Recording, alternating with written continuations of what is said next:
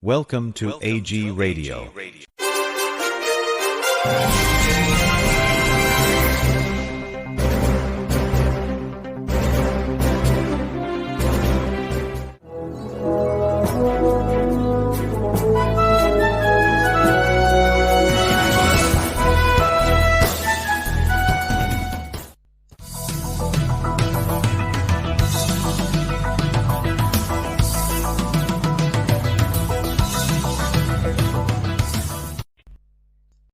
mbokki Gambia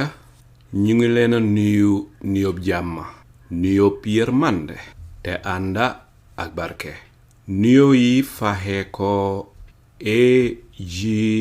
Radio ak seeni mbokka Saliyu Njaay ñoomati mbégte gu mag ak bànneex dellu siwaat di waxtaan ak yéen programme tey bi Thursday Viewpoint show ñu tàmma di leen ko indil alxemes bu ne di waxtaana doomaani Gambian yi di gestu te di leen laaj seeni gis-gis seeni jàngat si réew mi ak ne réew mi di demee bési tey ji dal di tolloog bésub alxemes ñaari fan si weerub July atum 2026 comme niñ ko gën a xamee rek si kàllaama angale tey la Thursday July 2nd 2026 gan gi tey du kenn kudut waaju ñuy ooyee Mr. Fanding Baldeh moom mooy woon West Coast Region Executive Committee member doonoon tamit chairman bu Fundraising Committee bu National People's Party te ñu gën koo xamee ci NPP di parti Adama Barrow bi nekk di ruling party indi Gambia ci jamono yi moom Fanding Baldeh ci jamono yi nekkaatul NPP dafa am lu waral mu dal di bàyyi NPP loolu mooy li waral waxtaan ji ana lan la gis ci NPP ba tax mu ne xaara daal mu dal di bàyyi parti bi dal di jàppa ñaamuram wala yaa xam dafay togagu mba sa kanam seet parti bu ko doy si parti yi mu dal di toppi parti yooya waaye nag am na yum gis am na lu ko métti am na lu ko naxari si parti bi NPP te àddina nit ku ne war ngaa am principles nit booy dunda amuloo principles rek soo moytuwut jamono dina ñëwi dina na jaawaale ak mala yi nit da nga am guiding principles boo nekkee si organisation foo mun a nekk xalaat ba nga xam ne mooy li tabax mbootaay booba soo demee ba gis ne ña jiite mbootaay boobu lan diggoon ñun ñi méngoo wutal li nga xam ne moom la ñuy def la ñuy gomloo ñun ñi si biti méngoo wut ak li nga xam ne moom la ñuy wax si biir bon nga dal di xam ne mbir am na bon bépp koo xam ne gis nga loolu nga xam ne ki jiite mbootaay bii wala ñu nekk si mbootaay mooma li ñuy wax si biti ak li ñuy wax si biir méngoo wut seen kàddu baati démb ba méngoo wut ak seen kàddu baati tey ba pare nga continuer toppa ñooña bon yow yaay ñoo am fu leen compter rek dinañ la compter waaye su fekkee ne gis nga ne ñii ni ñuy yóbboo mbootaay mi wala ni ñuy yóbboo dëkk bi baaxul si dëkk bi baaxul si nit ñi baaxul sax si ñoom nga ne man de lii bugguma ñu compter ma si lii day mënuma see bokka góor noonu lay doxalee su ko defee nga dal di génn uti feneen ku dem rek yàlla na la yóbbu feneen waaye na li tàmm di ko gis ci Gambian yi li ñu tàmm di gis ñoom fu mu féetoo rek foofu la ñoo nekk boo seetee Sénégal ak yeneen dëkk yi nekk Afrika te jëm kanam ñoom day am na nu ko dee doxalee te war na ñoo jàngee ci ñoom Fanding Baldeh nag li nga xam ne moom la def nekkut luñ tàmm di gis in Gambian politics ba tax xam naa ne askan bi dinañ bugg a xam ana lan mooy li waral Fanding Baldeh mii dal di bàyyi NPP Adama Barrow aleel gu bari gi am xaalis gu bari gi am moto yu bari yi am gis nga ñi ko jege ñëpp ñu ngi dawal si Prado yi ñii ñu ngi leen a jox si brown envelope yi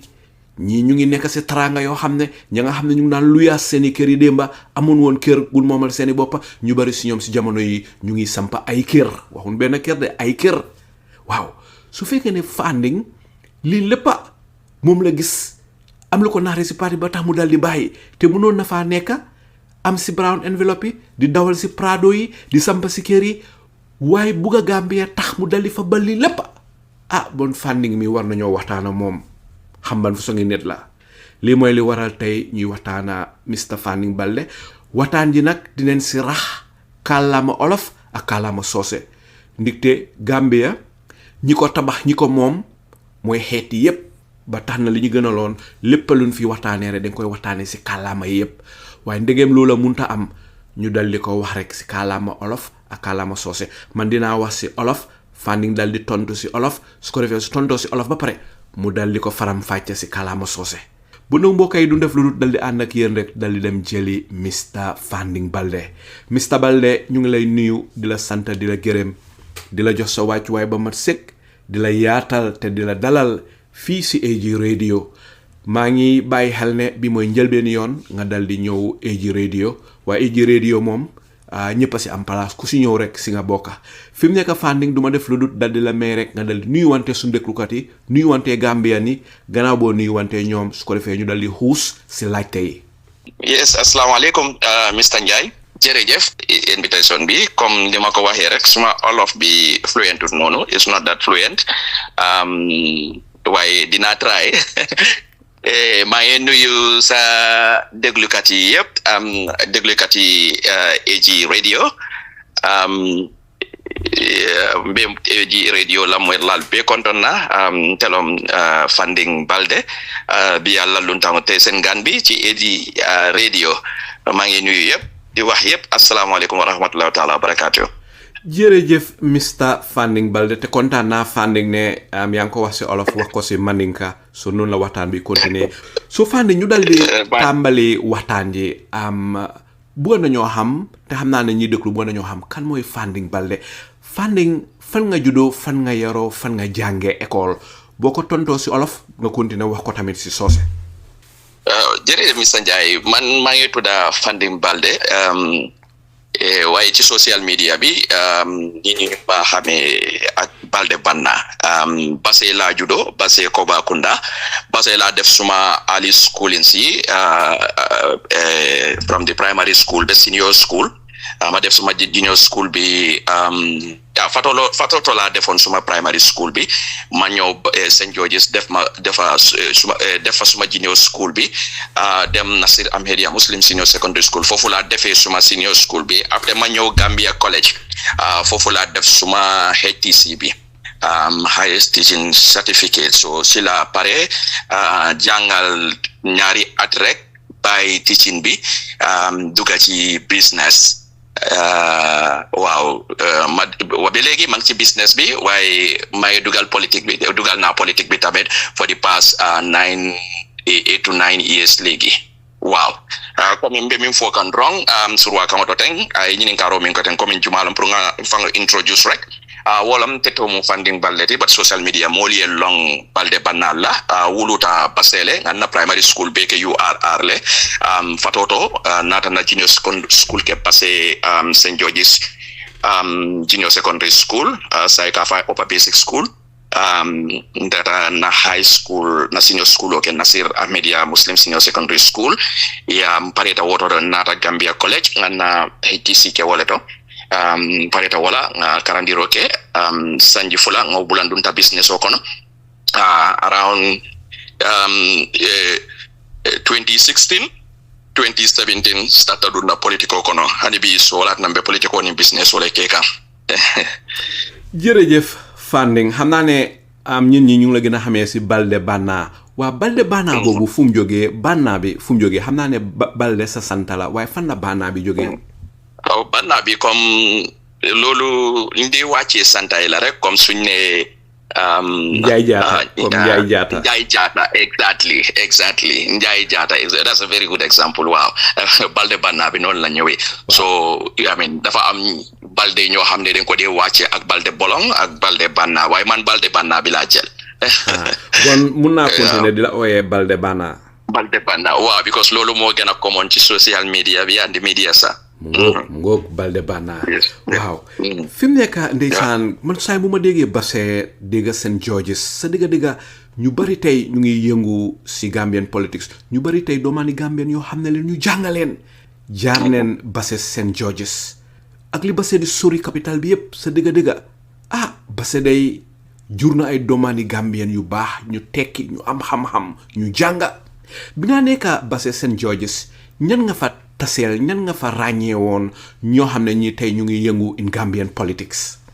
ñun sun time foofu noonu mënuma fàttali ko ñu bari waaye ci suma waaw parce que waaw dafa am ñu bari ñoo nekk ci place yu mag de till I can recall waaye comme suma lima am si past collège yi ñu nekk ci politique loolu noonu si fale la gën a bare si suma tertiary institution bi Gambia College because may am loop up present the 6th legislature parliament bi mu ngi am lu ma mun a compter ba 7 to 8 parliamentarians ñoo xam ne they were my college mates, they were my colleagues at the college. ñan nga si mun a fàttale ko seen tur yi ci parliament bi. waaw right now honorable Kemu Gassama, Badibula, honorable Suleiman Saho is also at Badibu, honorable Yaya Menten Sanyang Latrikunda, who else? There's another guy. Honorable Yunutaba. Yes. Aknyan honorable Gassama. Yes, bari ne tuuti nak. wax dëgg moo tax nga dal di xam ne am xam-xam fu ne la mën a jógee xam-xam ne ku ne mu ngi jógee Banjul jógee Serekunda Abakaw yooyu de xam-xam fu ne la mën a jógee moo tax am gox goo laal rek si Gambia di nga fa mën a génnee ñoo xam ne ñi dëgga borom xam-xam dëgga leen seeta rek ñoom honorable Loya Ousainou Dabo ñoom am honorable Assane Diallo ñoom ñu ngi jógee Bansang nga seet ñoom time bi ñuy juddu ay 70 years back naka la Gambia waroon a mel waaye ñooñu war a jógee foofu ba pare ñëw am xam-xam tekki teral seen boppa teral réew mi bon nga war a xam ne foo juddoo si réew mi ak lu mu sori rek boo jàngee rek mun nga seet tedda ba pare teral si sa réew loolu am solo la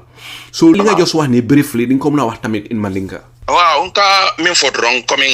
ala nyini karoto coming ko na karawato Basse ay mol for le million ko successful ta from there politician ol bota jele so aka min fodrong coming ko nga remember ninjol dumanyo le ko schooling kenyo na Basse million ko be police politico maka molto so ma wole recall no because Basse at that time buying our colleagues dama remember le million ko amanke politico te but they are successful in various fields they are doing very well in life in businesses and other sectors iba katakanje bake mama do la Carola bari ko ngami fight rom politico la Carola wolom se million ko min ko nintembo la ebe politico ke kan ade be political palace olto se mil jamari member ne woli college le ke nyola coming in nine deputy bunga mimbidi right now this is legislature mil bidi right now nga deputy lo neje mil siata fo deputy woro te kata woro wala million ko tel ni woli na college ke nyola le yen ni ka wolle lang mota wolle to fola tan sign olong honorable Suleiman Saho nyolti honorable Yaya Mentengol kata honorable Yunusa Bawol honorable Kemo Gasamawol aning do kotangol ning do maybe ndebe to remember no about comment ninsita I can recall a lot nin jamali nyolo ne dol bi ni man bet mid college but ni benta kudol konole ni ku jamal kele fanang janibe kele député ti personally nyolo ngobe nin jamale tema jërëjëf Mr Fanding Baldeh Banna ma bëgg la laaj rek buy wax ñaata at nga am exactly waaye yang si sa 30 si nda yang sa 40 si. No, that's not a problem. Man kay mom Mr. Njai man dama amut ben reason pour yene di kay nga ko nobo nit ñi because man so demé ci suma social media page luma binda fofu no rek luma de binda fofu is all real because dama gis I mean I don't have anything to any reason dama amut ben reason pour yene ni pour nga ko nobo so man I'm in my mid 40s. I'm in my mid 40s. Yes. Okay. I can say precisely I am 46. Okay, jërëjëf. Am nga jabar ndax ay jabar nga am? Ñaata jabar nga am? Wa am na ñaari jabar. May am ñaari jabar. I have a very may man ak suma first jabar ñu ngi am suñ 22nd year this year. ndeysaan congratulations Thank waa you. xanaa nag Thank yow you. Thank you. Baldeh Banna xanaa Adama Barrow ngaa toppat ni te Adama Barrow ñaari jabar la am yow it looloo tax nga am ñaari jabar No. ok sa jabar yi ñoom si ban Adam Barrow mu ngi nekk président fekk am naa suma ñaareel jabar bi so man ak suma ñaareel jabar bi def nañ 11 years this year. ndeysaan sa jabar yi ñoom olof leen ndax aku leen ñoom si ban xeet la ngay bokka Mixed race la comme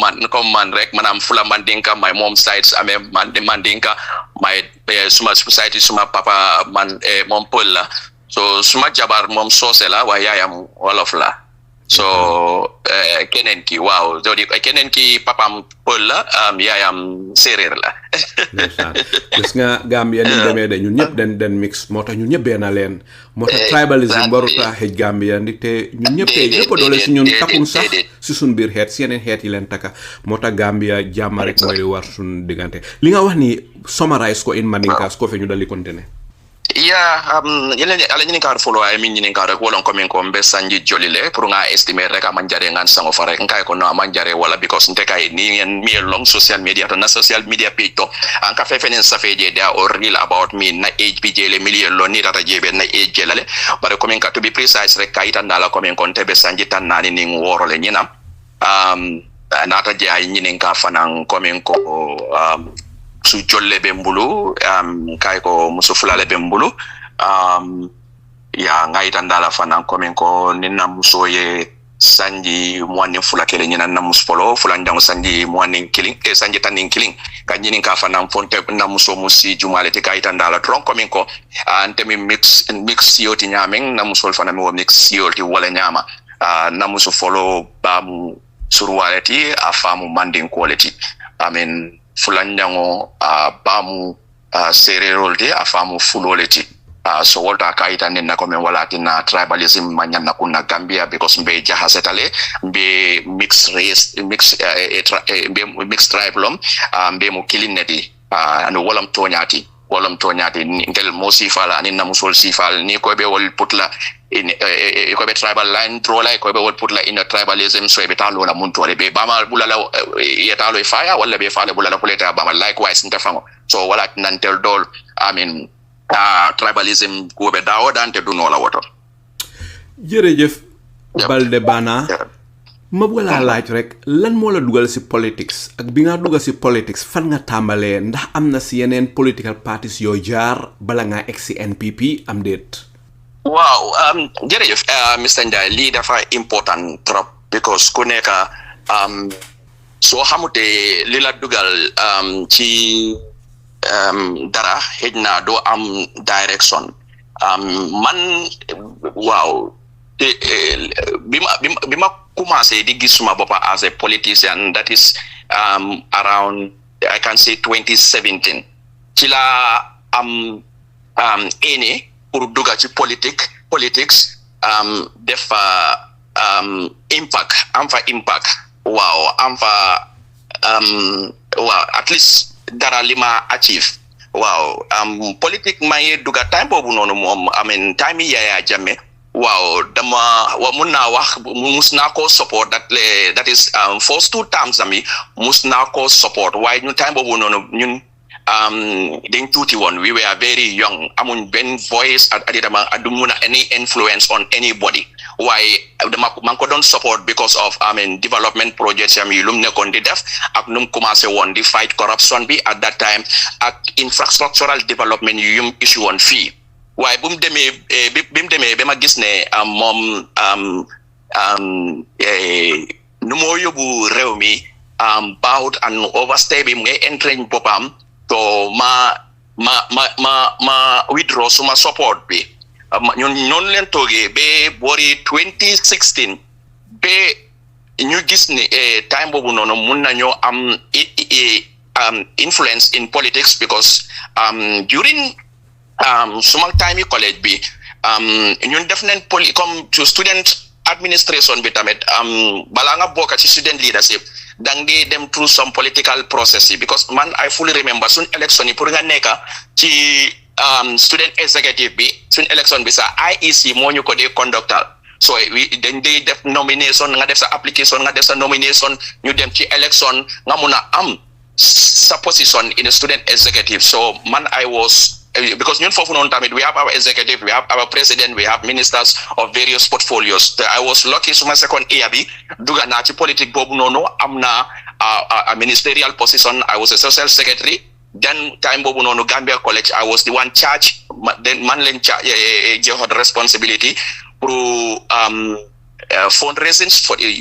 for the sub-union ak entertainment bi. So from there politics commencé na di dugga ci ñun tuuti. So I mean ñu ngi gis ni réew mi tamit num ni ka di demee was not democratic. We were having time boobu noonu authoritarian regime leen amoon. So affaire yi demee ba 2016 coalition am ñun yëpp bokka time boobu noonu mënuma wax ne mu ne commencé benn parti dañ bokka coalition bi rek campagne pour on seat Jammeh. So ñu participer ci loolu Jammeh bu mu jógee fii. Well, then UDP was the moo nekkoon the big political party. My amon interest join UDP. So amon na interest join UDP. Why balama duga because dafa demon time be na structure muy amon Brikama fi. That was Brikama note UDP chapter dinga duga lo sen group bi buga ma duga si sen structure bi. Why balama duga rek commencé gis misunderstanding commencé am digante President Barrow ak UDP. So she la pull out ma jël back seat a bit ma delluwaat ci gannaaw tuuti whole situation bi nu moo mujjee. So buñ gisee ne so most of the time at that time President bi dafa toog UDP seen njiitu bi ici yeneen yi wax ñoo xam ne ñoo tax some of the agreements bi about the coalition ñu commencé di daanu man ma lose hope ci leadership am bi. So bi ma gisee ne NPP ñu ngi form party ci la join NPP bokk ak ñoom ñu form NPP ci la mën a wax dugga naa politique formally. So lii ban at la woon 2017 yes 2017 mun naa wax 2018 sa waaw please precise 2017 2018. jërëjëf Baldeh Banna li nga wax ni si olof wax ko tamit summarize ko in Mandinka. Yes, coming min fote rek ala nyinin karo ko wennon te dunta politiko kono andung yanka wale fala nyinin karo kumara bakele because I mean definitely hadama dingo idunta ku kono ni ma I remember mi dundi je ani dunta de nyame ni meke ko ite direction o sotola ite propose sotola because I mean inyanta dunna politiko kono kule nyanta ke dundi politiko kono ni be dunna ku ko nindo inyanta ka dalilo sota manke mol e kaje ko min mol be politiko kono wala kari duntam fanambe dundana manke wonya. Yaya Jammeh time was I mean especially the first 2 years coming contel bemus safonya di spectators leti kayaya Jammeh the first 2 times all kono wotu mombe do yari ne bari nka support le simply because of ala first 2 years all kono definitely ala governance no better ada pake mol kaminjo no anime tanteta mol corruption o kele kanne ko min jawara masakunda mil botanun jang ngaje ko min ko mimbe foketo so ateka nata pour ka wolle dol ko dol bondi wolom ka bankola nafulo ay tara mo dantan na karola molba pasar la so ala wol kelo anala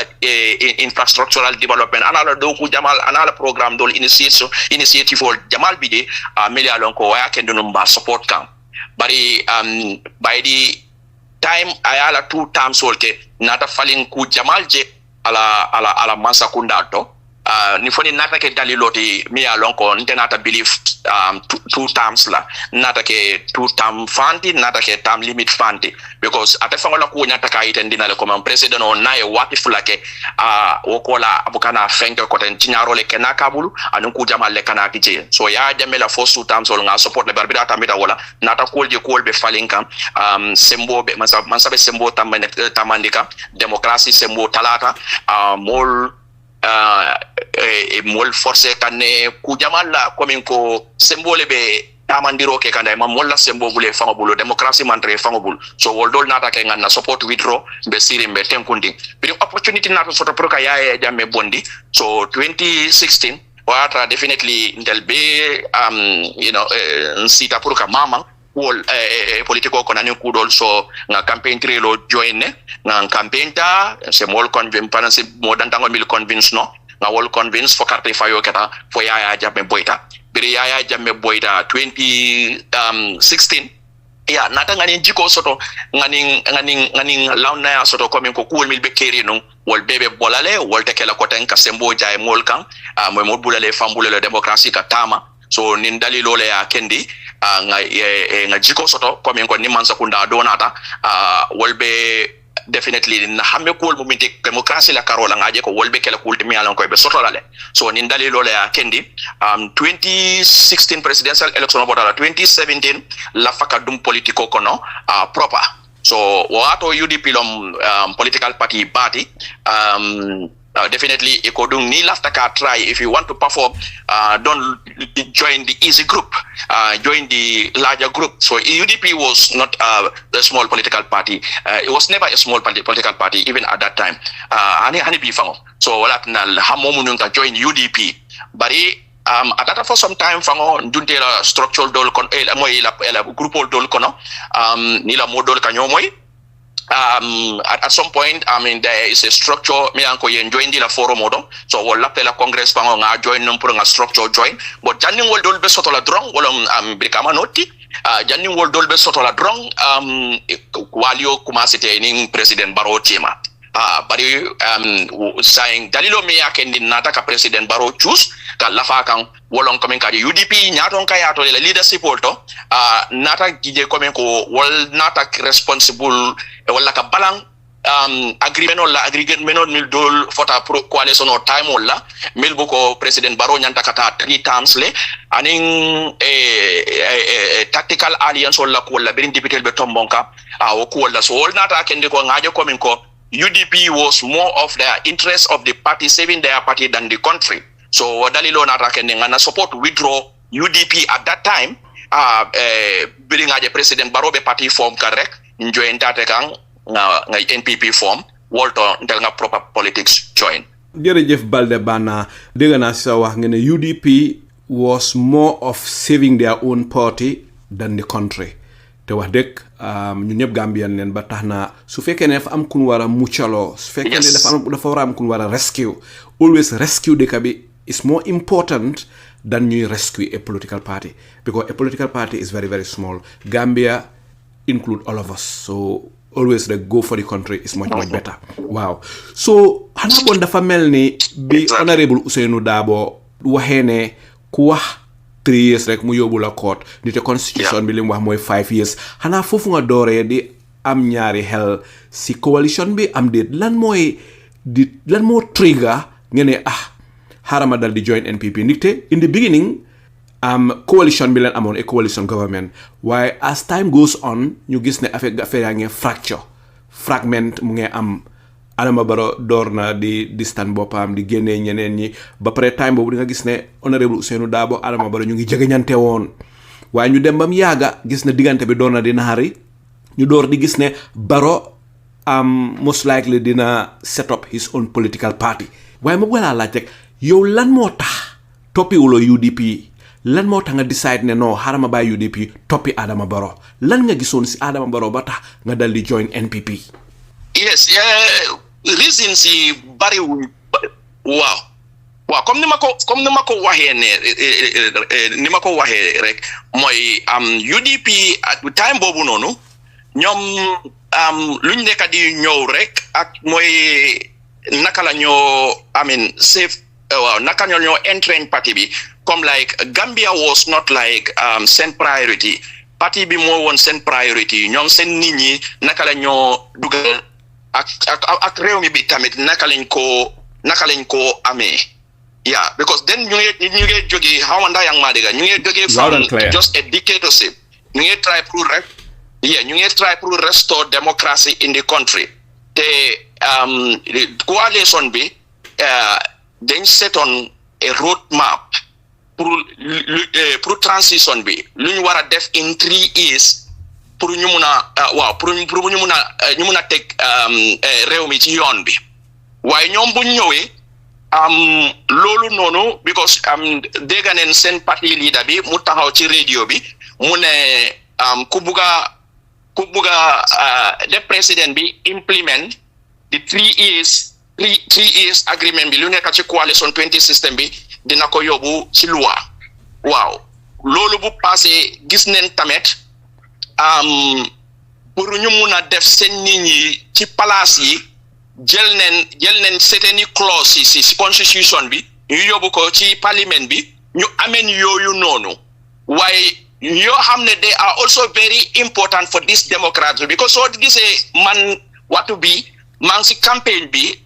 for this term limit campaign maa ngi campaign no to third term soo gisee yooyu yëpp mu ngi am bi soo gisee ñu ngi wérantoo ak Adama Barrow pour bu mu dem third term bi dañ bàyyi clause boobu noonu ñu fàtte ko waaye ñu jël clause yi ñoo xam ne pour ñu mun a def ñoom lit yooyu noonu ci place ñu ameen yooyu noonu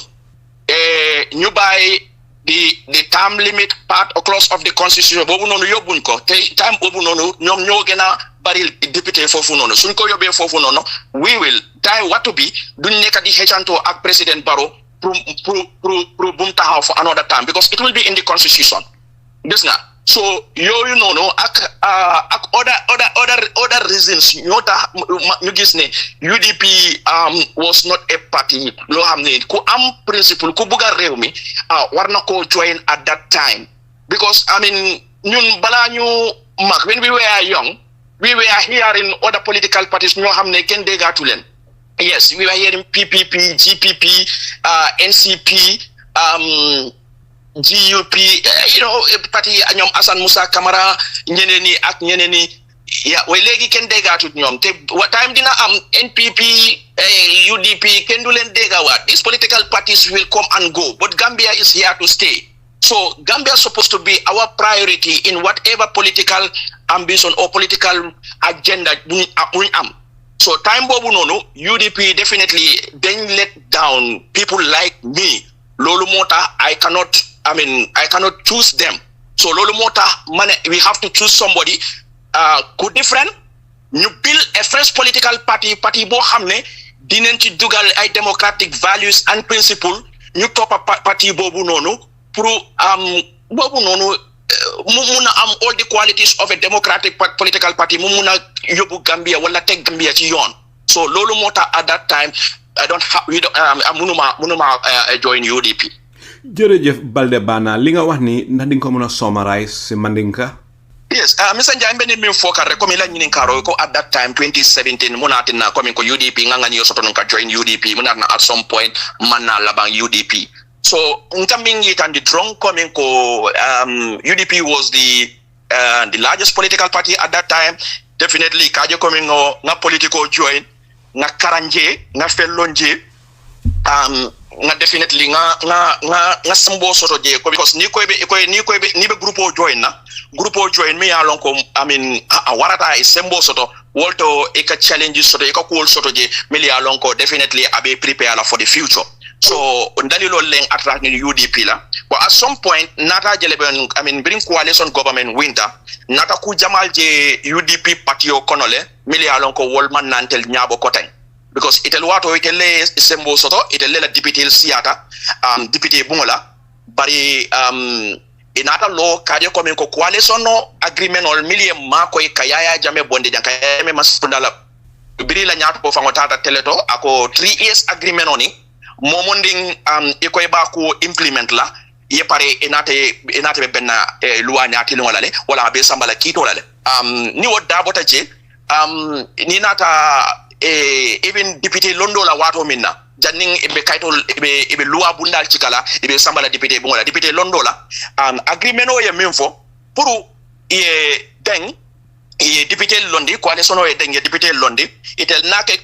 nata ke parti le millialan ko e balanta walla e ko parti bebe député bebe lola itoya because ni jele ko men ko president o bota UDP le o député at that time they will get the support of the government, they will get the support of the president and wala nata ke wala tene député Jamal Soto at that time. So emanna songo tactical alliance la patil tata lo e fangoye ay nata député Jamal Soto e député nimanyina de député tansaba nim fen soto le so nata sembo di la député bungol la ay opportunity soto pour que lual milieu sembo di nu Yaya Jammeh la lual milieu absolute power di Yaya Jammeh ko ku Jamal ke because in 1997 constitution Yaya Jammeh ya make so le pependi yata febo wolle keta o constitution kono so term limit mantra je atelebe chief justice appoint la ni mim fango bota sembo soto le ka député il fango baya la patito ku Jamal lebe o fenkol kono bari itel interest tamilla wolam ta place dantan janibe comme janibe do no palato il sioning et limit ning ye wol faline e parti ila internal cool dol bije comme ni parti ye bay e be folé la sirangol lale comme député parti député bay be folé la sirangol things like that ye wol faling all dol even dol not a backfire against the party bari ku dol fango min bide min kuma yata baake mi yati na bi fango Gambian ol fango bel kube keri mi alon ko Gambian ol jamama la fala wala president o yetambi wati fulala woluwa be nun jele e manson woluwa sambala nang pour luwa e faling hani bi ngete le hold responsible for that wala UDP because at that time ye woluwa dol sambana me age limit nin kudol pour woli faling they could have taken that clause also to the parliament pour wo fana ye amen and o term limit ye put inside the constitution bari e ma okay so nin dalilo ya kendi ndel benin campaign la no to tatam president Barrow luwa bi dele mi alaw ka lo ko tek. So is this right to law? But coming for rek, some things are legally right, but they are not morally right. And until that moral reasons, nga wadalilo leta mbelore woleka ka make soko nga campaign okay pura kana law. So I mean nin dalilo le kendi after UDP anin dalila kotangol UDP la party ko man na nyabo kotem because ngajele komen ko all ebe concentrated minka kaje komen ko party safe than Gambia. La party entrenche sembo diala than saving the country. So nindali lo la kendi we choose Adama Barrow pour ka join Adama Barrow than ka join UDP kan at that time. Jërëjëf Baldeh Banna si faram fàcce yooyu leen si kàllaama mandinka am na solo lool te leen bugga tamit suñ mbokki mandinka yi xam li ngay wax ndaxte radio bii nii xeet yépp dañ si am wàlla radio bi du mus di nekk radio olof te du radio olof jërëjëf si yaatal yooyu leen fi mu nekk daanaka UDP ñoom li gaay toppee woon seen interest si parti instead of interest si réew mi loolu mooy li tax daal mënuloo leen a toppi loolu mooy li tax nga dal di toppi Adama Barrow loolu moom leer na nañ fi mu nekk nag ñu dal di ñëw si the presidency of Adama Barrow ñu dal di ñëw si Adama Barrow si boppam Baldeh Banna buy fàtte ne Adama Barrow bi moo campagne 2026 lim gëmloo woon Gambian yi mooy ne moom ñetti at donga lay toog mu dal di dem ñetti at lay toog oote élection te du bokk si élection yi mu dal di dem waaye ba mu duggee si nguur gi dafa génn si loola te Gambia dafa waroon a nekka in a period of 3-year transition Adama Barrow dafa waroon a nekka a transitional president mu jiite a transitional government Gambia enter a period of 3 years transition su ko defee ñu dal di régler yi nga xam ne moom leen war a régler si ñetti at yi yépp su ko defee mu dal di oote élection mu dal di dem Gambia président bu es su ko defee Gambia mun a continuer business as usual li mooy li Adama Barrow dal di d'accordoon waaye ba Adama Barrow dal di ñëwee mu dal di génn si 3 years bi waru toon a toog sax benn mandat waru foon a toog génn wàlli mandat ñetti at la waroon a am si juróomi ati mandat yam yi mu mel ni benn mandat Adama Barrow waru ko woon a am fi mu nekk Adama Barrow nekkul ne rek waru fa woon a toog benn mandat waaye toog na fa benn mandat toog fa ñaari mandat ba pare fi mu nekk muy ñuy laaj ñetti mandat ndax xel ak gor mun naa nangu lii loolu mooy li juróon 3 years jot na bi ba tax ay doomaani Gambien dal di jóg dal di former mbootaay mu ñoo ooyee 3 years jot na di fàttali Adama Barrow ne gor sa baatam nit ki soo promisé dara you should keep your promise especially as a president boo xam ne da nga nekkay wax di waxee di break sa promise you are setting a very very bad precedence for the future. ok bu ñëwee si presidential term limit Adama Barrow bi moo campagne lim gëmloo àddina si yépp mooy ne moom 2 term président lay ne moom dafa gëm ne daal problème bi mooy président yi nga xam ne dañ dee toog moo doon ñaari mandat moom daal ñaari mandat lay em su ko defee mu dal di joxe dal di dem bi moo wax nag li booba fekka na or na ba pare ñetti at yi nga xam ne farooroon a em boobu or na ba pare xam nga foo ne si ñetti at lay em emul sa ñetti at ya mu tali benn mandat ba amee benn mandat ba pare muy gomloo Gambia ni ne moom ñaari mandat daal waaw fi mu nekk nag ñaari mandat yam wax génn na si mu ngay utale ñetti mandat bu ko joxee ñetti mandat dina dem ba utale ñeneenteeli mandat juróomi mandat toog fi ba faw wala toog fi ba coup d'état ñoo am wala mu dal di génn àddina yàlla na ko yàlla may fan bu da ba ànd wér gu yaram mboon mu mel ni ñetti at yi nga xam ne moom la ñu Adama Barrow waxoon dafa wax waxeet presidential term limit dafa wax waxeet bi moo campagne gëm la woon na àddina si ne Gambia dina am constitution bu ees dineen fi génnee constitution Yaya Jammeh bi nga xam ne moom la ñu bari di ooyee di 1997 constitution dal di ko sànni dal di ñu indil constitution bu ees mooy 2020 constitution bi Adama Barrow tamit foofu dafa wax waxeet gannaaw boo xamee ne dépassé neen 116 million dalasi si mbiri 2020 constitution boobu fi mu nekk 2020 constitution boobu mu nga intensive care unit Adama Barrow bugut 2020 constitution bi dal di ñëw te 2020 constitution boobu ñaari mandat dafa am president term limit Adama Barrow bugg ko ba mu mel ni bu ñëwee 3 years yi Adama Barrow dafa wax waxeet bu ñëwee si presidential term limit dafa wax waxeet bu ñëwee si constitution bi dafa wax waxeet bu ñëwee si transition justice dafa wax waxeet ndigte promission na ne dina implement the recommendation of the Truth, Reconciliation and Reparation Commission TRRC bi Adama Barrow dafa wax waxeet foofa leen bu ñëwee si security sector reform Adama Barrow dafa wax waxeet bu ñëwee si tamit si public sector and institutional reform Adama Barrow dafa wax waxeet bu ñëwee si anti corruption agenda Adama Barrow dafa wax waxeet ba ndoog lan moo tax ñu war a gëm Adama Barrow xam naa ne li ma lim fii bari na waaye yow ñu bugg a déggee si sa laamen lan moo tax nga dal di génn si parti bi ñuy ooyee National People's Party di NPP di parti Adama Barrow bi lan moo tax nga bàyyi parti bi. jërëjëf Mr Ndiaye li nga lim fii yëpp waaw loolu wone na ne te loolu mooy dëgga loolu wone na ne luñ expect yëpp comme after Yaya Jammeh's regime gisuñ majority the greater percentage bi yëpp achieve wuñ ko waaye among all of them ñun after 2016 bi luñ nekk di expect suñ highest expectation bi mooy apart from other reforms waaye term limit bi because loolu dafa important trop ci peace ak stability of the country dafa important trop waaw si waxeetam yi soo gisee ñu ngi ñëw yëpp ci constitution bi ak term limit issue bi ak lu mu wax ci dina def 2 terms after mu wàcca soo gisee yooyu yëpp ñu ngi ñëw léegi Adama Barrow dafa rëcca 3 years bi su rëccutoon 3 years bi lii yëpp du ñëwoon so te lu tax mu rëcc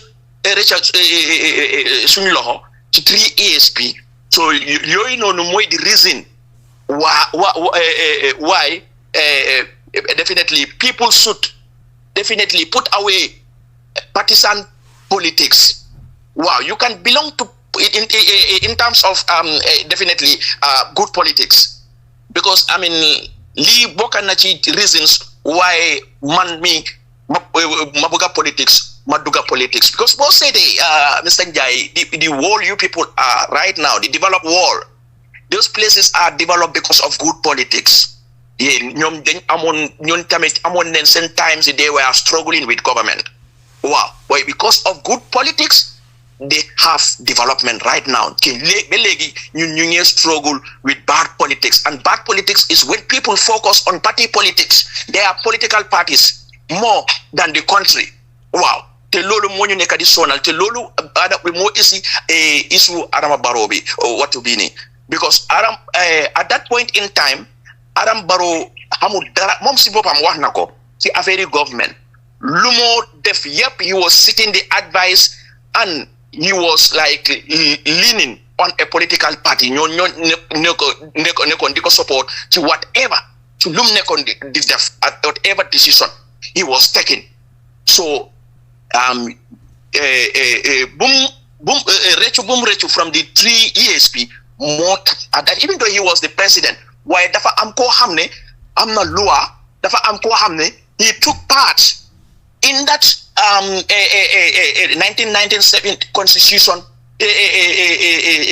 development moy the party leader of UDP. So at that time pour ñu xamone di party leader sun deklu kat yi nga xamne xamone di party leader of l'UDP kan moy di party leader moy lawyer Dabo because more gain on openly mu ne ku buga implement that 3 ESP dina yobu dina yobu koko non ci loi wa along the way after buñ gisé that movement bi jok 3 years jot na it was very clearly gis nañ ne at that time ñu bokk ci 3 years jot na bi they were UDP. That was very clear. I mean ñu arrest yoon yep ñu kon di dem court yep Brikama area council chairman Yankuba Dabo bokon na ci sen yeneen yi ñoom suma benn brother mu ngi fay is a very close family member ne brother Bakari Kamara mu ngi fa woon the rest ñoom yep I mean they were UDP. ñeneen ni they are councillors right now ñeneen ni so how wow loolu no nga seen leader job mu ne ku buga implement 3 ESP kooku noonu dinañ ko yóbbu court after yow sa party members yi jóg at that time ñu buga implement that by a demonstration or whatsoever operation or whatsoever at that point in time. Yo, danga wara jog at that time, even though you were not in the government, even if you can nekulo ci government, at that point in time, danga wara jog nga wax len li constitution bi moko may mu dem 5 years. Lolu su ko defon at that time, but definitely ñun people like me dina gis consistencies yi mom dina muna nek lo xamne sa 2021 ma support ko sax. Wow, why mom bum gëna wat I mean, at that time, that was like his personal view. I mean, or whatsoever, mu try for different lolu nonu. So lolu mota, you guess ne, the largest political party at that point in time. The young gis ne soon ame dekabi. I mean, they will be putting the party interest before the national interest. They didn't put party interest with national interest. Lolu mota, you gena join Boca campaign for Adama Barrow and NPP 2021 for new win. Then you bari ñu fa lolu mo nekkon sun campaign bi. We were not nekkuñ di campaign for Adama Barrow at that time because at the time NPP dafa taxaw rek we were not see that even at the party level there was no manifesto, no proper agenda. The party bi sa taxawut bobu nonu dañ register rek am party bi amut democratic structure, party bi amut dara lo xamne mën nga ko inequality lo xamne mën nga ko call party. So at that time ñu bari I mean a lot of Gambians ñu luñ campaign rek we then campaign on against UDP. So lolu daf la woné né votes you Adama Barrow am 2021 was a no double vote and a yes Barrow vote. Then vote Adama Barrow, not because of party, not because of any development, not because of Lumdef, but we supported NPP and Adama Barrow at that time just to make sure that UDP and their leader Usainu Dabo win Amdeka. Wow. So that they are not voted in. Wow. Because we then buga deal inconsistency be and this on 1 hour partisan politics or unpatriotic, some of these unpatriotic steps in our politics. Wow. So that was 2021 was a protest vote against UDP. I mean, that's why after presidential election, the National Assembly elections afterwards, there is a significant difference between the two elections. So, I mean, reforms here, I mean, so you say, NPP government ak Adam Barrow, I mean, achieving new body. It's just because of NPP Tamet is trying to follow trend bobu nono. They are more particular about the party than the country, about entrenching themselves in power pour ñu gëna yaga fofu noonu dan pour dëkk bi ci yoon bi. Waaw te loolu bokk na ci the reasons why man gis naa ne jarut pour ñu continuer ak moom pour ñu continuer di ko support. Yes, because the first 2 years, I mean, yes, time bobu noonu xamuñ ko. But he was brought in power. So, I mean, according to Luabi and whatever advantage you might got chance. Because, I mean, President Jawara Bumonyo as a president, time bobu no man judoma, why it was like a veterinary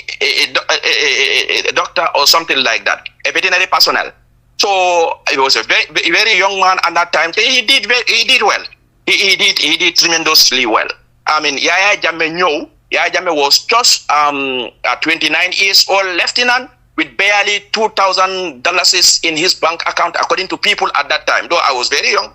my 21. Why Yaya Jammeh Johnenko chance. Mom tamet, I mean, defna walam, and it definitely new lungis. And according to my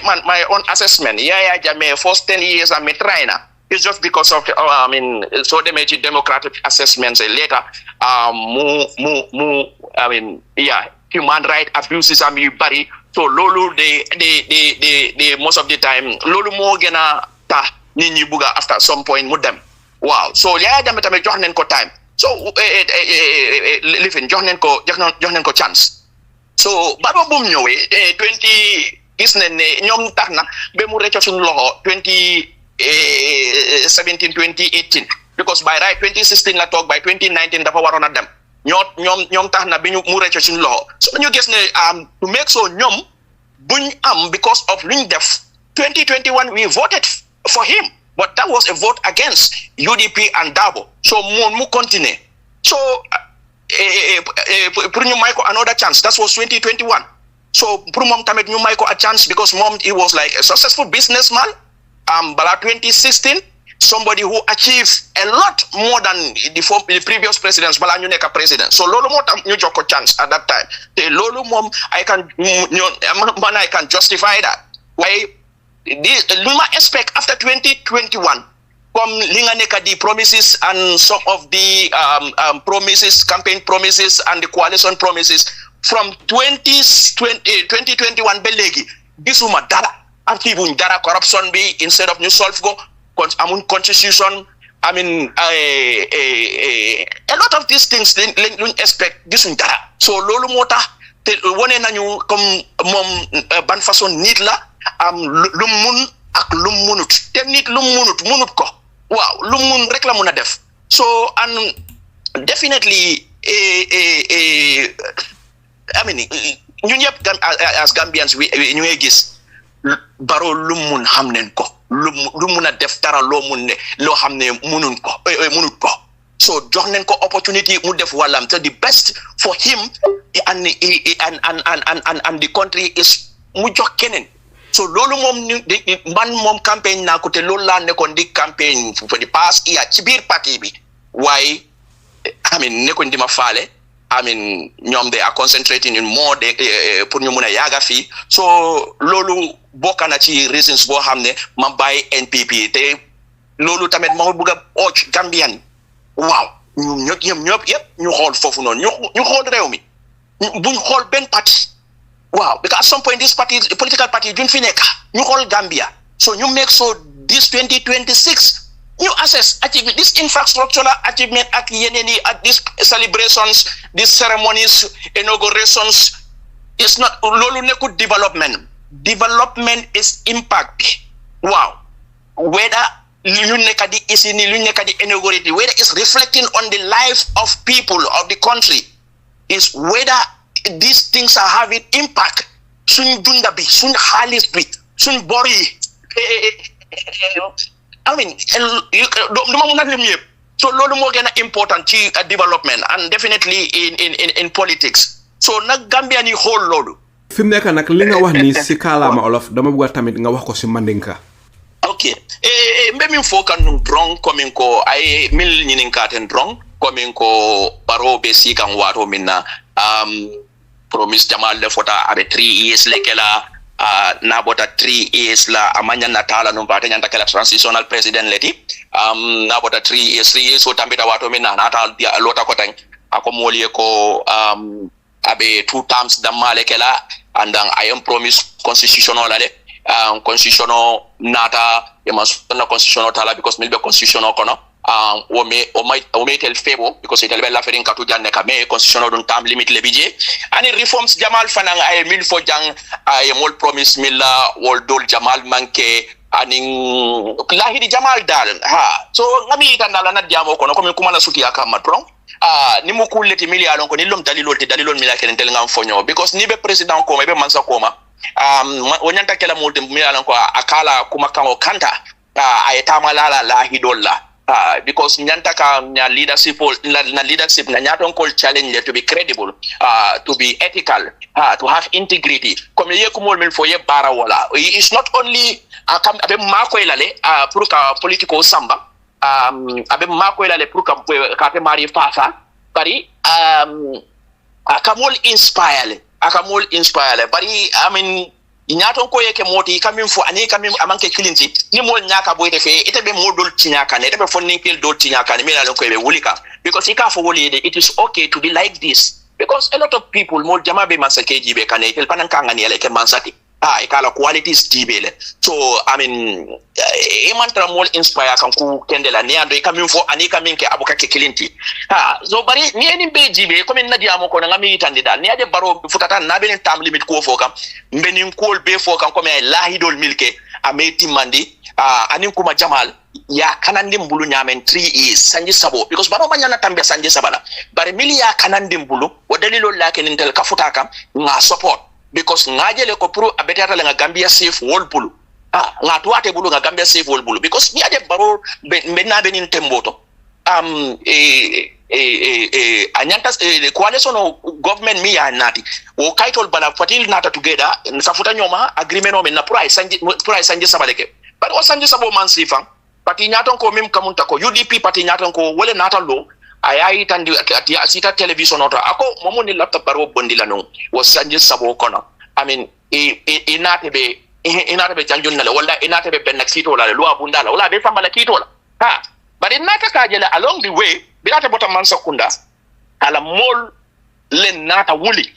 ka lafika Barrow challenge ka tambi 3 years sola sanji sabo mina faka ka fo be wulte ka fo 3 years jotna pour kana ka demonstration ka joko Barrow kana tambi 3 years la o kafo anyaton ko ana supportal majority of them ba fo bede majority of them bebo UDP ko le de bebo ta UDP o ko la natela nyaton ko je ko nata kuma dofo minna la kuma follow manke kilinsi so nata inconsistency wala kan falingo ani kuma falingo wala tilimbalia aje woje wo kul kono kaje ko nilbe kumole nilbe la patile e mantra mansaye so ning akonun teng badi ko mantra febo kanata akoten sai so when nata ke kuti mi alonko ndel nata mbang itelto nata mbang ila dalilo bin ko yakata rek ni delilo ke nen kafuta president Barrow la pour que tel bali bankola andun nata wo objective achieve because na campaign yo nata peace wole kan kaje komin ko because wato president Barrow man fenke o wato president Barrow NPP man program soto agenda tije utije mi alonko mosa even wafino molla so NPP fa lota at that time wo Jamal fa obije ye kumandi kodol le be kodol use kan wala no party fa kono right now fa kodol nata ke problem otije because party lota ni kodol la mal loning idea la amal loning kodol ndel dol dunta akono pour tilingol la pour ka tilimbali ya bay ntel dol dunta je wala ndunta wala pruka injustice kele because ngaje justice mantra kuoto so ndalilo la kene 2019 kafuta molkan NPP lota in tata 2021 election ola ngaje ko Usain Dabo kana ke president oti anala mol because ngaje ko men ko telie parti ko le tambindi dan Gambia ko etel because birin ko be febo kam they were in support but birin inin nin kuyata e lafta nyaton kayala e masoto nim balanta sa elafa ka sanji sabo londi so ni dalilo la ken campaign ta 2021 kaje pour ka another chance di Adama Barola because comme ngamin fonna diamo ko resura tan be ko makil ngole fola jam jawara mina kanja fonni ke malo veterinary do kula tinu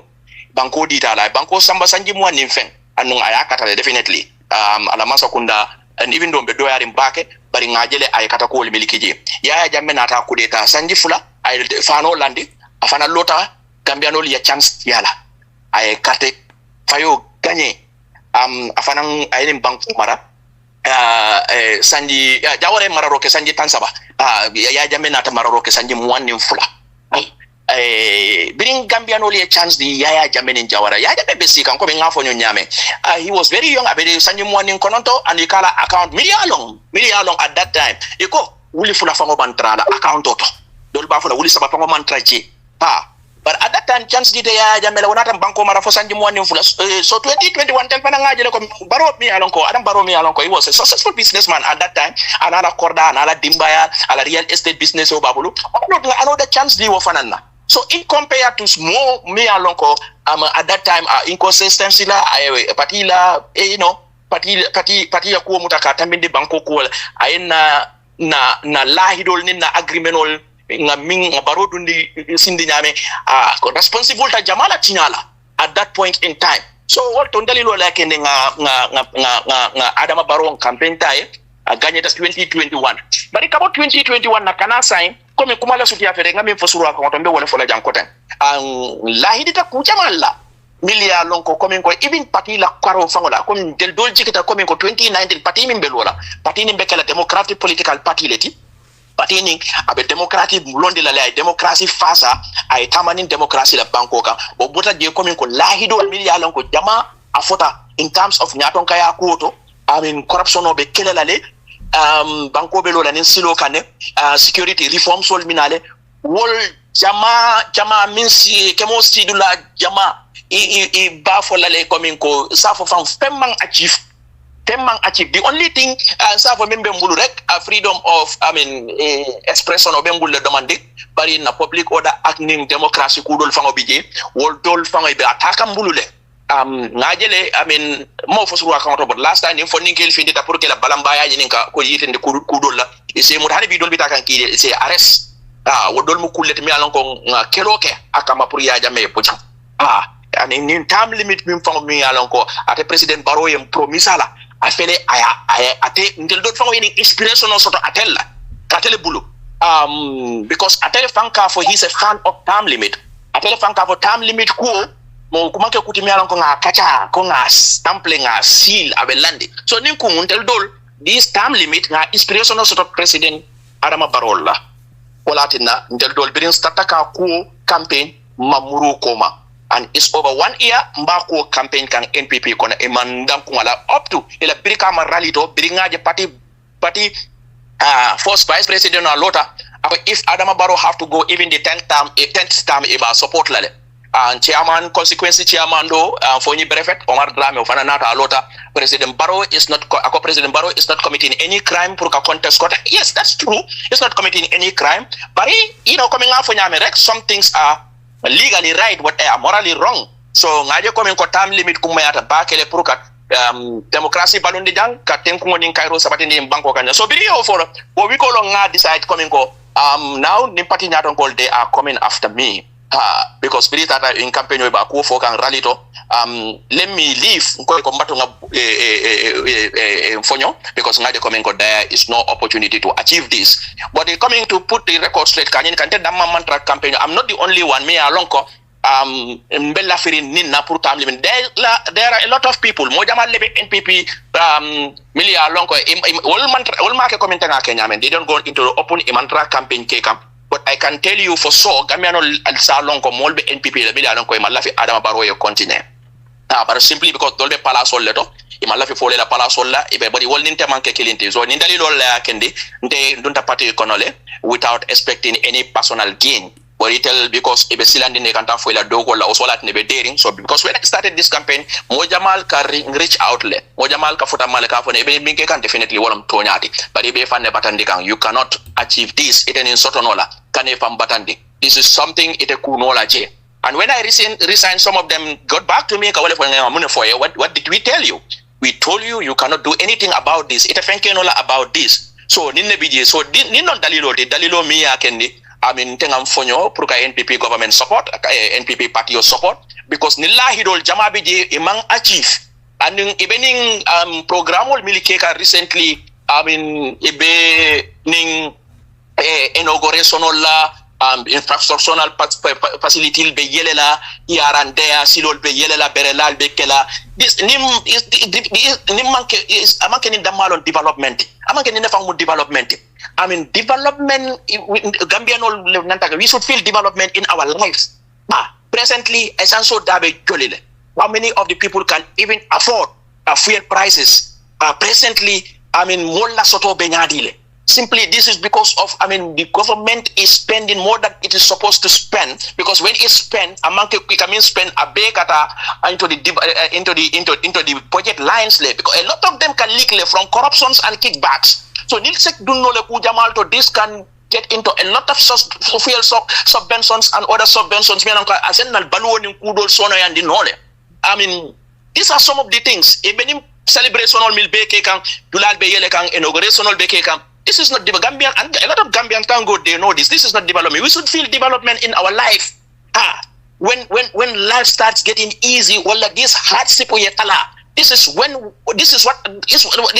is called development.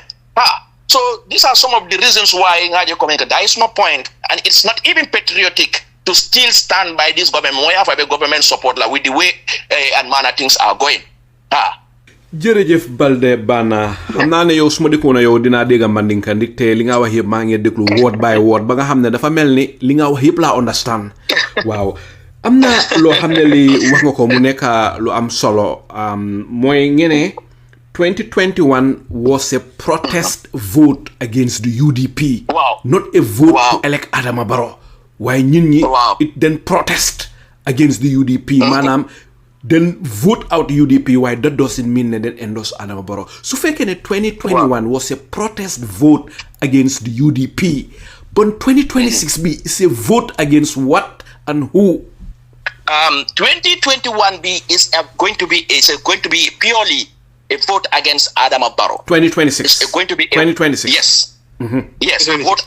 vote against Adama Barrow and NPP. And a vote against Adama Barrow is a vote for development. It's a vote against corruption. It's a vote against inefficiency. It's a vote against endorsing all what is happening. You say yes. But 2026, Lolumota, we urging these political parties to come together and form a coalition. Because Gambiani didn't want to hamne Adama Barrow is working with 6 other political parties. NPP is in coalition with 6 other political parties. You bari hamun political parties. Why the other big parties link ham for Moy party Henry, party Maifati, party Ahmad Ba, APRC. But there are other 2 political parties. Party Maifati and other 2 political parties. Ismaila Cisse. Yes, CA, CA, make it 4. And there is another one. There is another 1 political party. So Adama Barrow is working with 6 political parties. NPP make it 7. There's a coalition party of 7 political parties. Yeah. So why Gambia ni hamnen the popularity of these parties, and along the way, tamet send leadership, tamet send integrity be, send leadership qualities be, how patriotic they are. Gambians have learned a lot from them for the past time. So young is not the issue, and Lee Waruta Neka a problem with Gambians worrying this league is even difficult for gaining Adama Barrow. 7 political parties minus 24 political parties in the country. Wow. So because Gambia today you am like 24 political parties, and let me tell you there are other 3 political party leaders they are not able to complete their registration because of 1 or 2 errors. Why you am followers len, you am I need len. So these people are going to join the coalitions. Pour gagner NPP 2016, ñu nekk di wax comme dafa nahari, they don't know, they don't understand. Man, I was in NPP. NPP is not strong. Anga strength, Mr. Njai, strength is within. NPP more than a weak political party here because they are divided within the party. Leaders, they are all there for their personal interests. Lolo Mota sometimes the gis NPP as not even a political party. These are a group of people pursuing their personal interests. Leaders. So NPP is weak insights. Wow, Limota ma gonna discourage the NPP because if they are there for a common goal, they will be united. The Lolo Amut in NPP. They must, if you are on the social media, you will see one person Banjol trying to make peace with some of these political, some of the group leaders within the party. Even the national executive, these key people, these people, yes. So if you are even dealing with one, the other groups will be looking you with another view.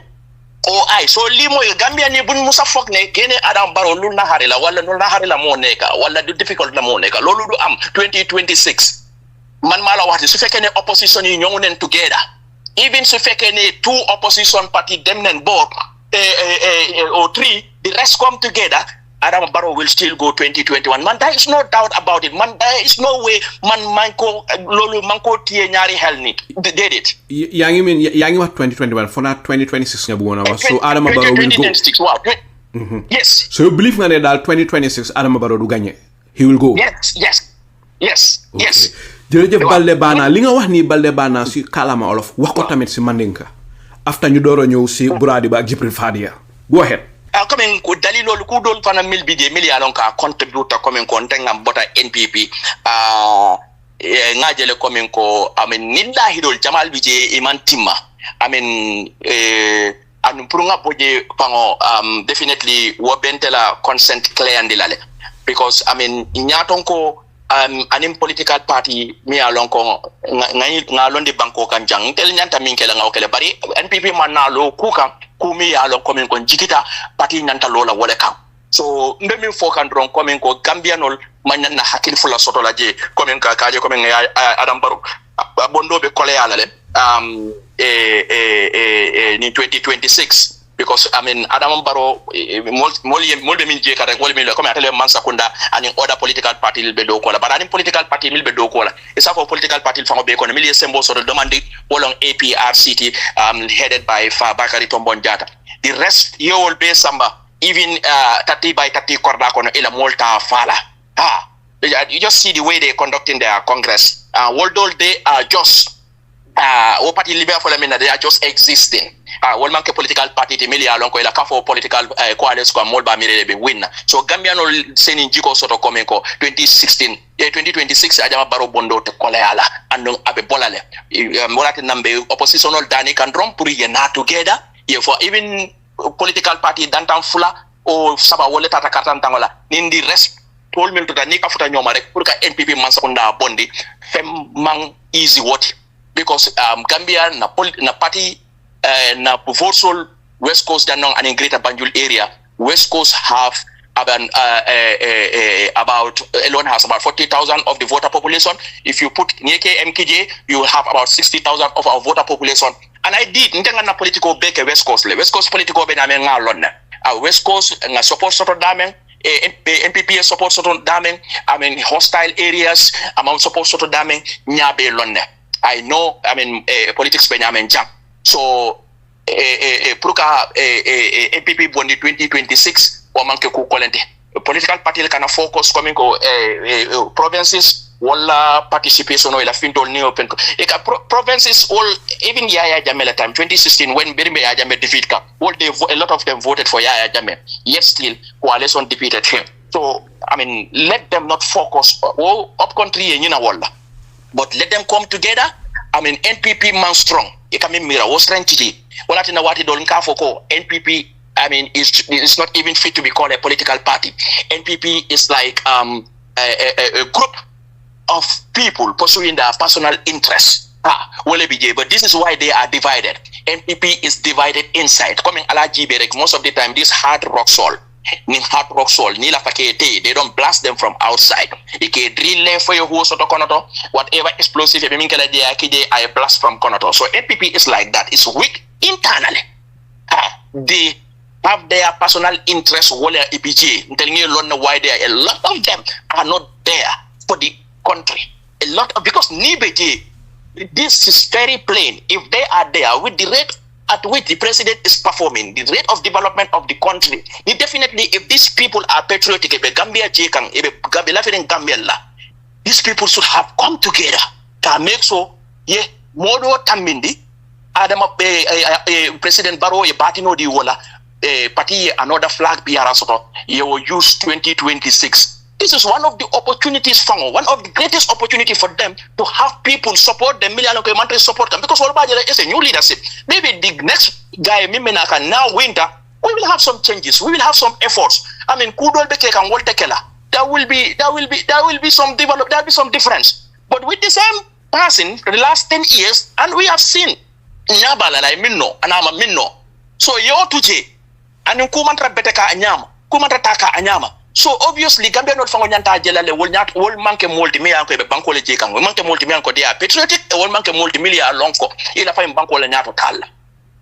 so wala na Gambia no we should come together ni multimillion ko be nyokan together if all dama man la fi nyonna every time the mall be nyonna it be bulari nyon so they are not even I mean there is no strength coming there is no strength. There is no strength. Let them Gambians not see these people as even strong. Yes, they are there. They have, I mean, the blessing of the government, other mercenaries together. But Gambianol mil mantra je wolle siata. We are the power. Sembo bente level. So let all political parties come together. If not all of them can't come together, let the majority come together.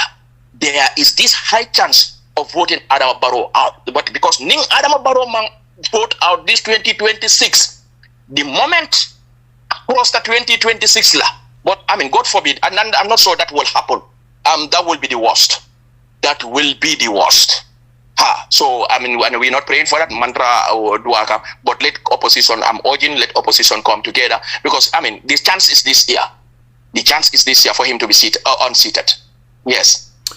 jërëjëf Baldeh Banna mbokay ki wax nonu moy Fanding Baldeh ñu gën ko xamé ci Baldeh Banna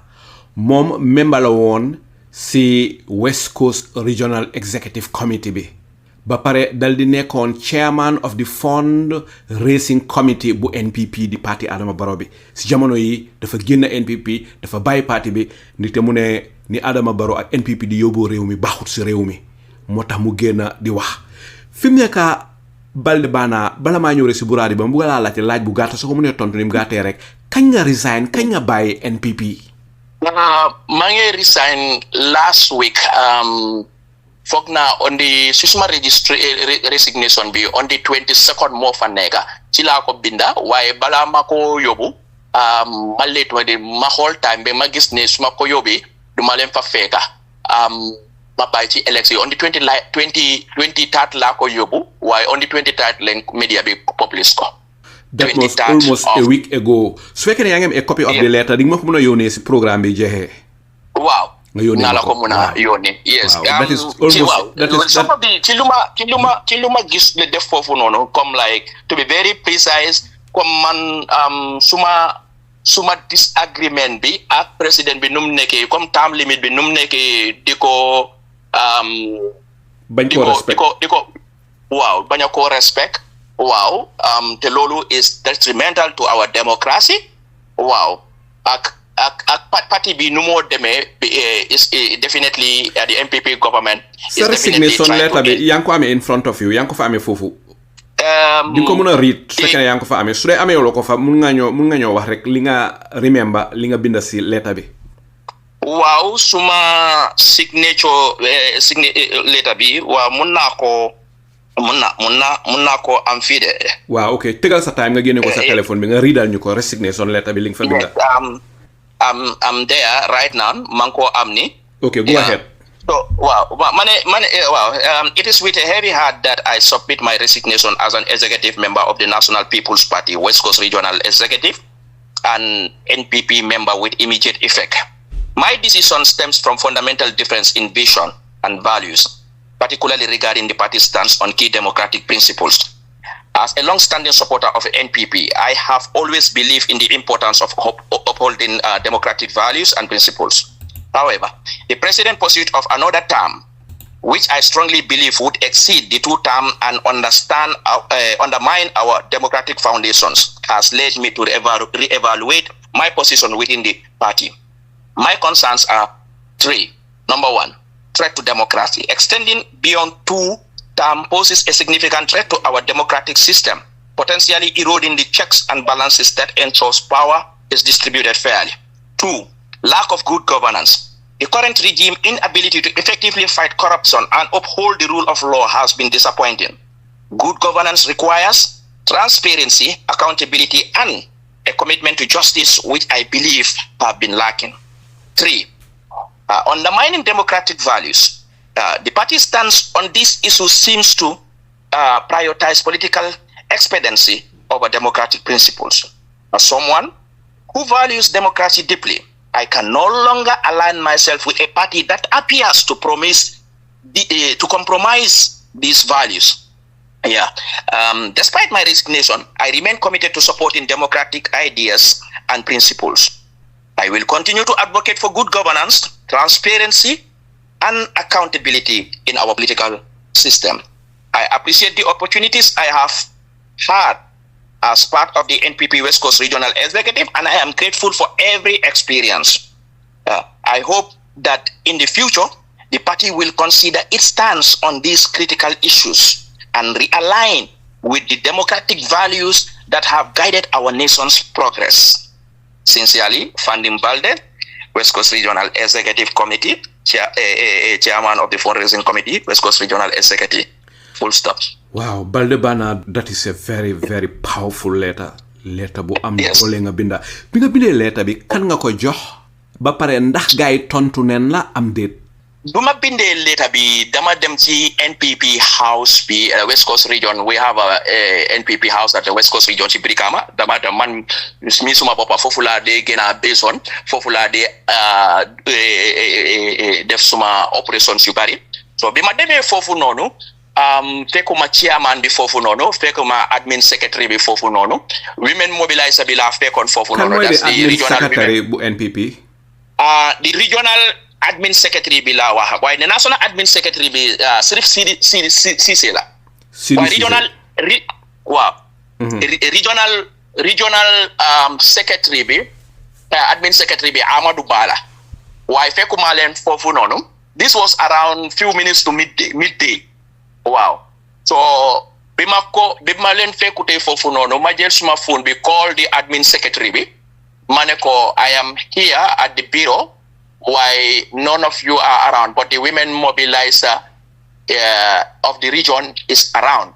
Maneko, I have my resignation letter with me, I want to submit to you. Munema, okay. Munema, you can hand it over to her. Then I will receive it the moment I'm there. Then I will hand it over to the chairman and we will share a copy with the national executive. Maneko, thank you. Till I take phone be. Ndax gaay reply nen, ndax gaay tontu nen sa letter bi? No, I'm not. Lolu mom nekuma diko expect because NPP hamna numde operate. I mean. The general come like politics be replied ma why expect kumakosa because this na office bobo in terms of written correspondence be it's not even effective definitely. Okay. So yes. Baldeh Banna li nga wax ni si kalama olof bi nga ko mëna summarize kalama mandinka. Mbe min foten drong coming ko dalilo le sata comme dalilo milialon ko bota NPP so ate fana ye nyinin kale ka nyinin ka wati jumalo resign ngay ko lokun tambe dalon din tubab karo min fata den jun karo tilim wanni fulalo ngana resignation o sape bari biri nga sape nyanta ka asamba biro to ngaje wolu time o tatale a sekende tarlaje so nga batu fa so mo keta on the 2030 nga submit ndata nga letter submit so ay nyinin ka ko do fon na letter ko no mimbije nsa karano ha nga wole karanga iten tubab kaunto bari comme ko letter ko no mimbije ron comme ko dalilol miliya kendi ngam fonyo comme ko dalilo kaje comme ko na democracy ni na expectation nga ngilla min na no mbiri president Barrow be sikan nata wo jikila telle soto man ngaje ko ko ning patio amalo kan dalila jamal le soto bari time oten ala wala furka o be feke NPP patio fango man democracy mantra NPP patio fango na so o be kala kulete mi alon ko NPP mi ruling party di ite o dundi no la masakunda te tamano la masakunda kono so ni tata tilingo la kisirol ni na fulol tamani na nin kola karola corruption no mi alon ko jikita ko men ko ni masakunda ba kelela masakunda mantra o fango kele kam NPP fango kono to corruption ol bijele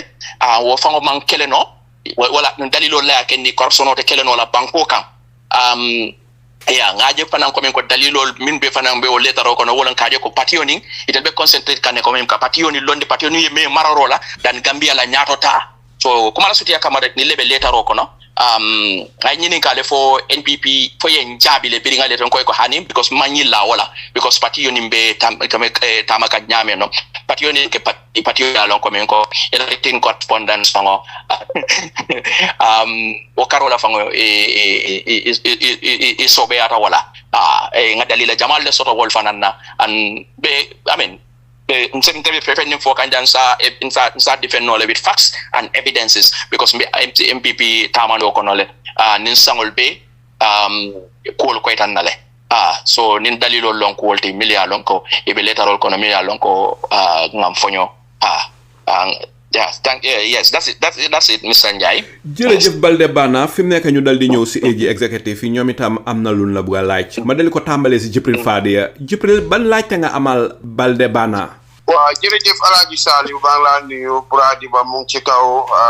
Baboucar Ba suma beneen pol bi mu ngi nii Fanding Baldeh man jaaxankala yow suma kal nga pol nga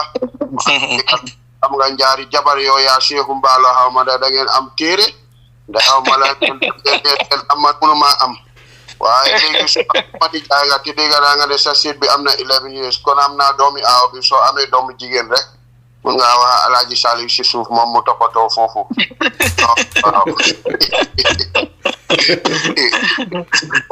waaye Fanding jërëjëf kontaan naa trop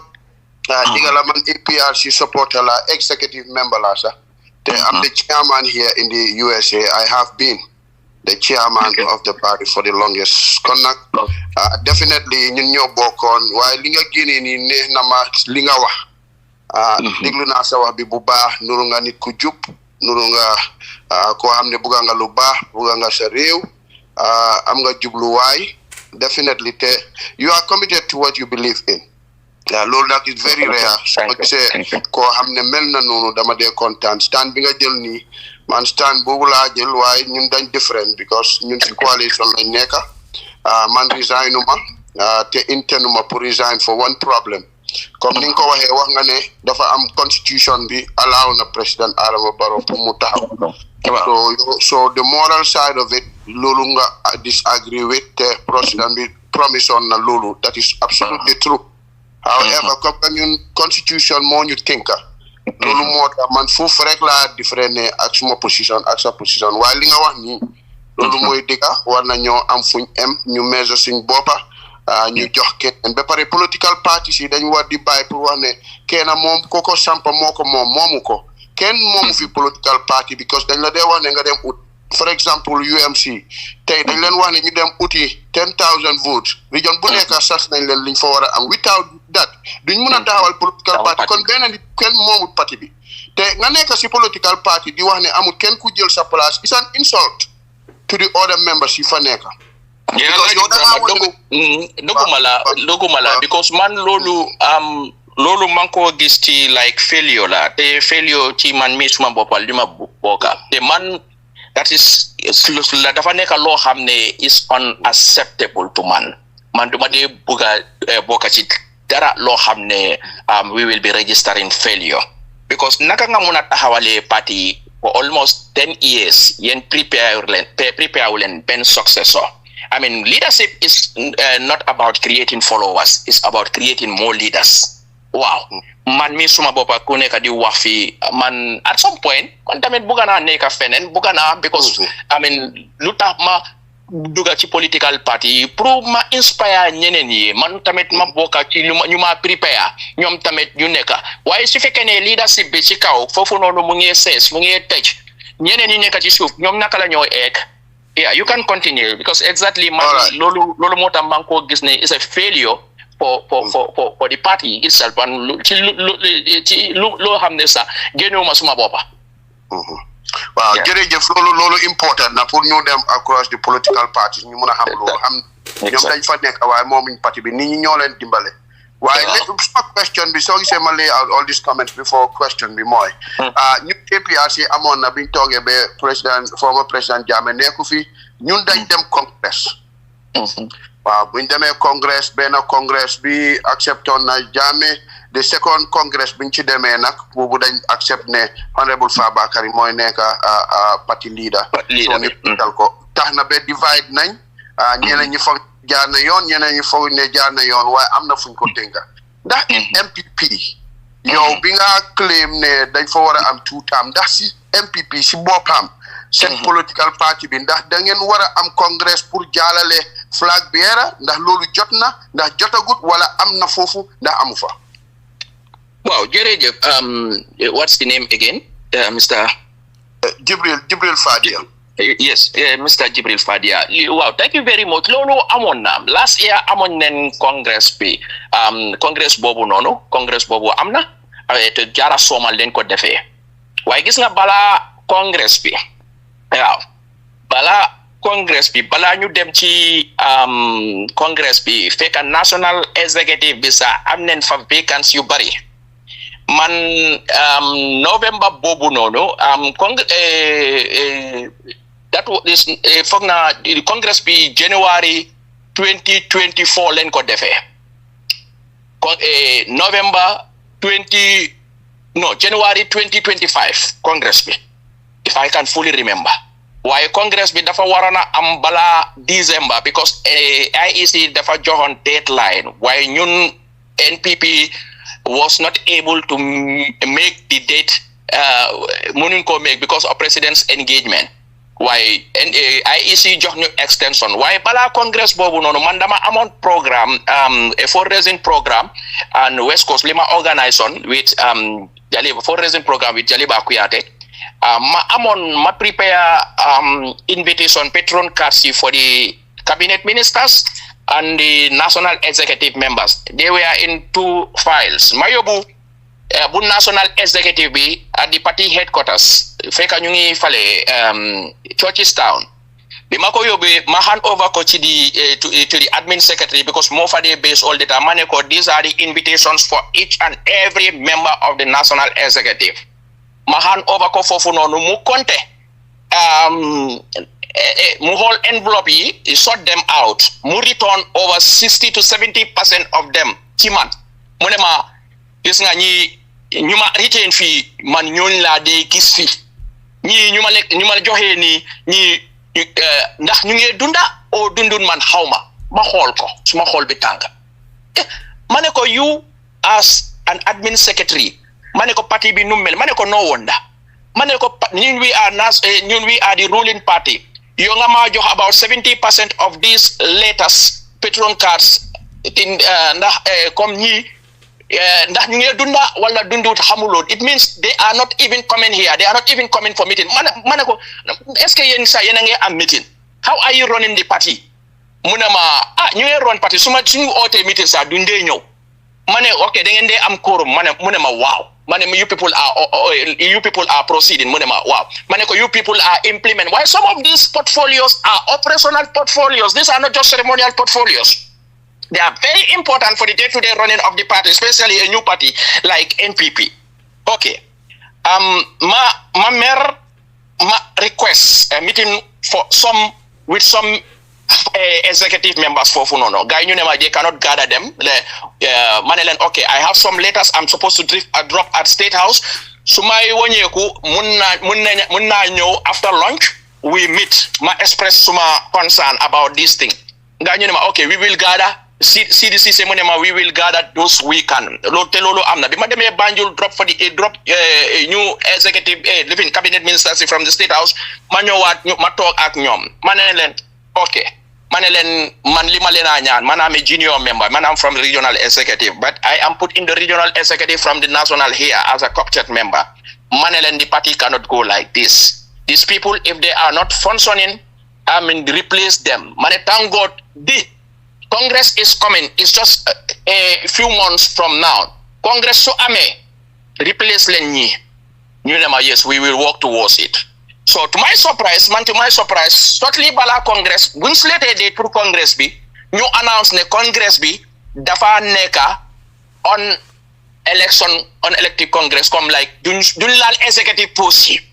Ma xool itinerary bi. Why ma gis ne okay, no problem. Why even if ne post yi, I mean, they will not be subject to election. Why vacant posts yi ñoo xam ne they are not being feel wala ñu leen feel they are not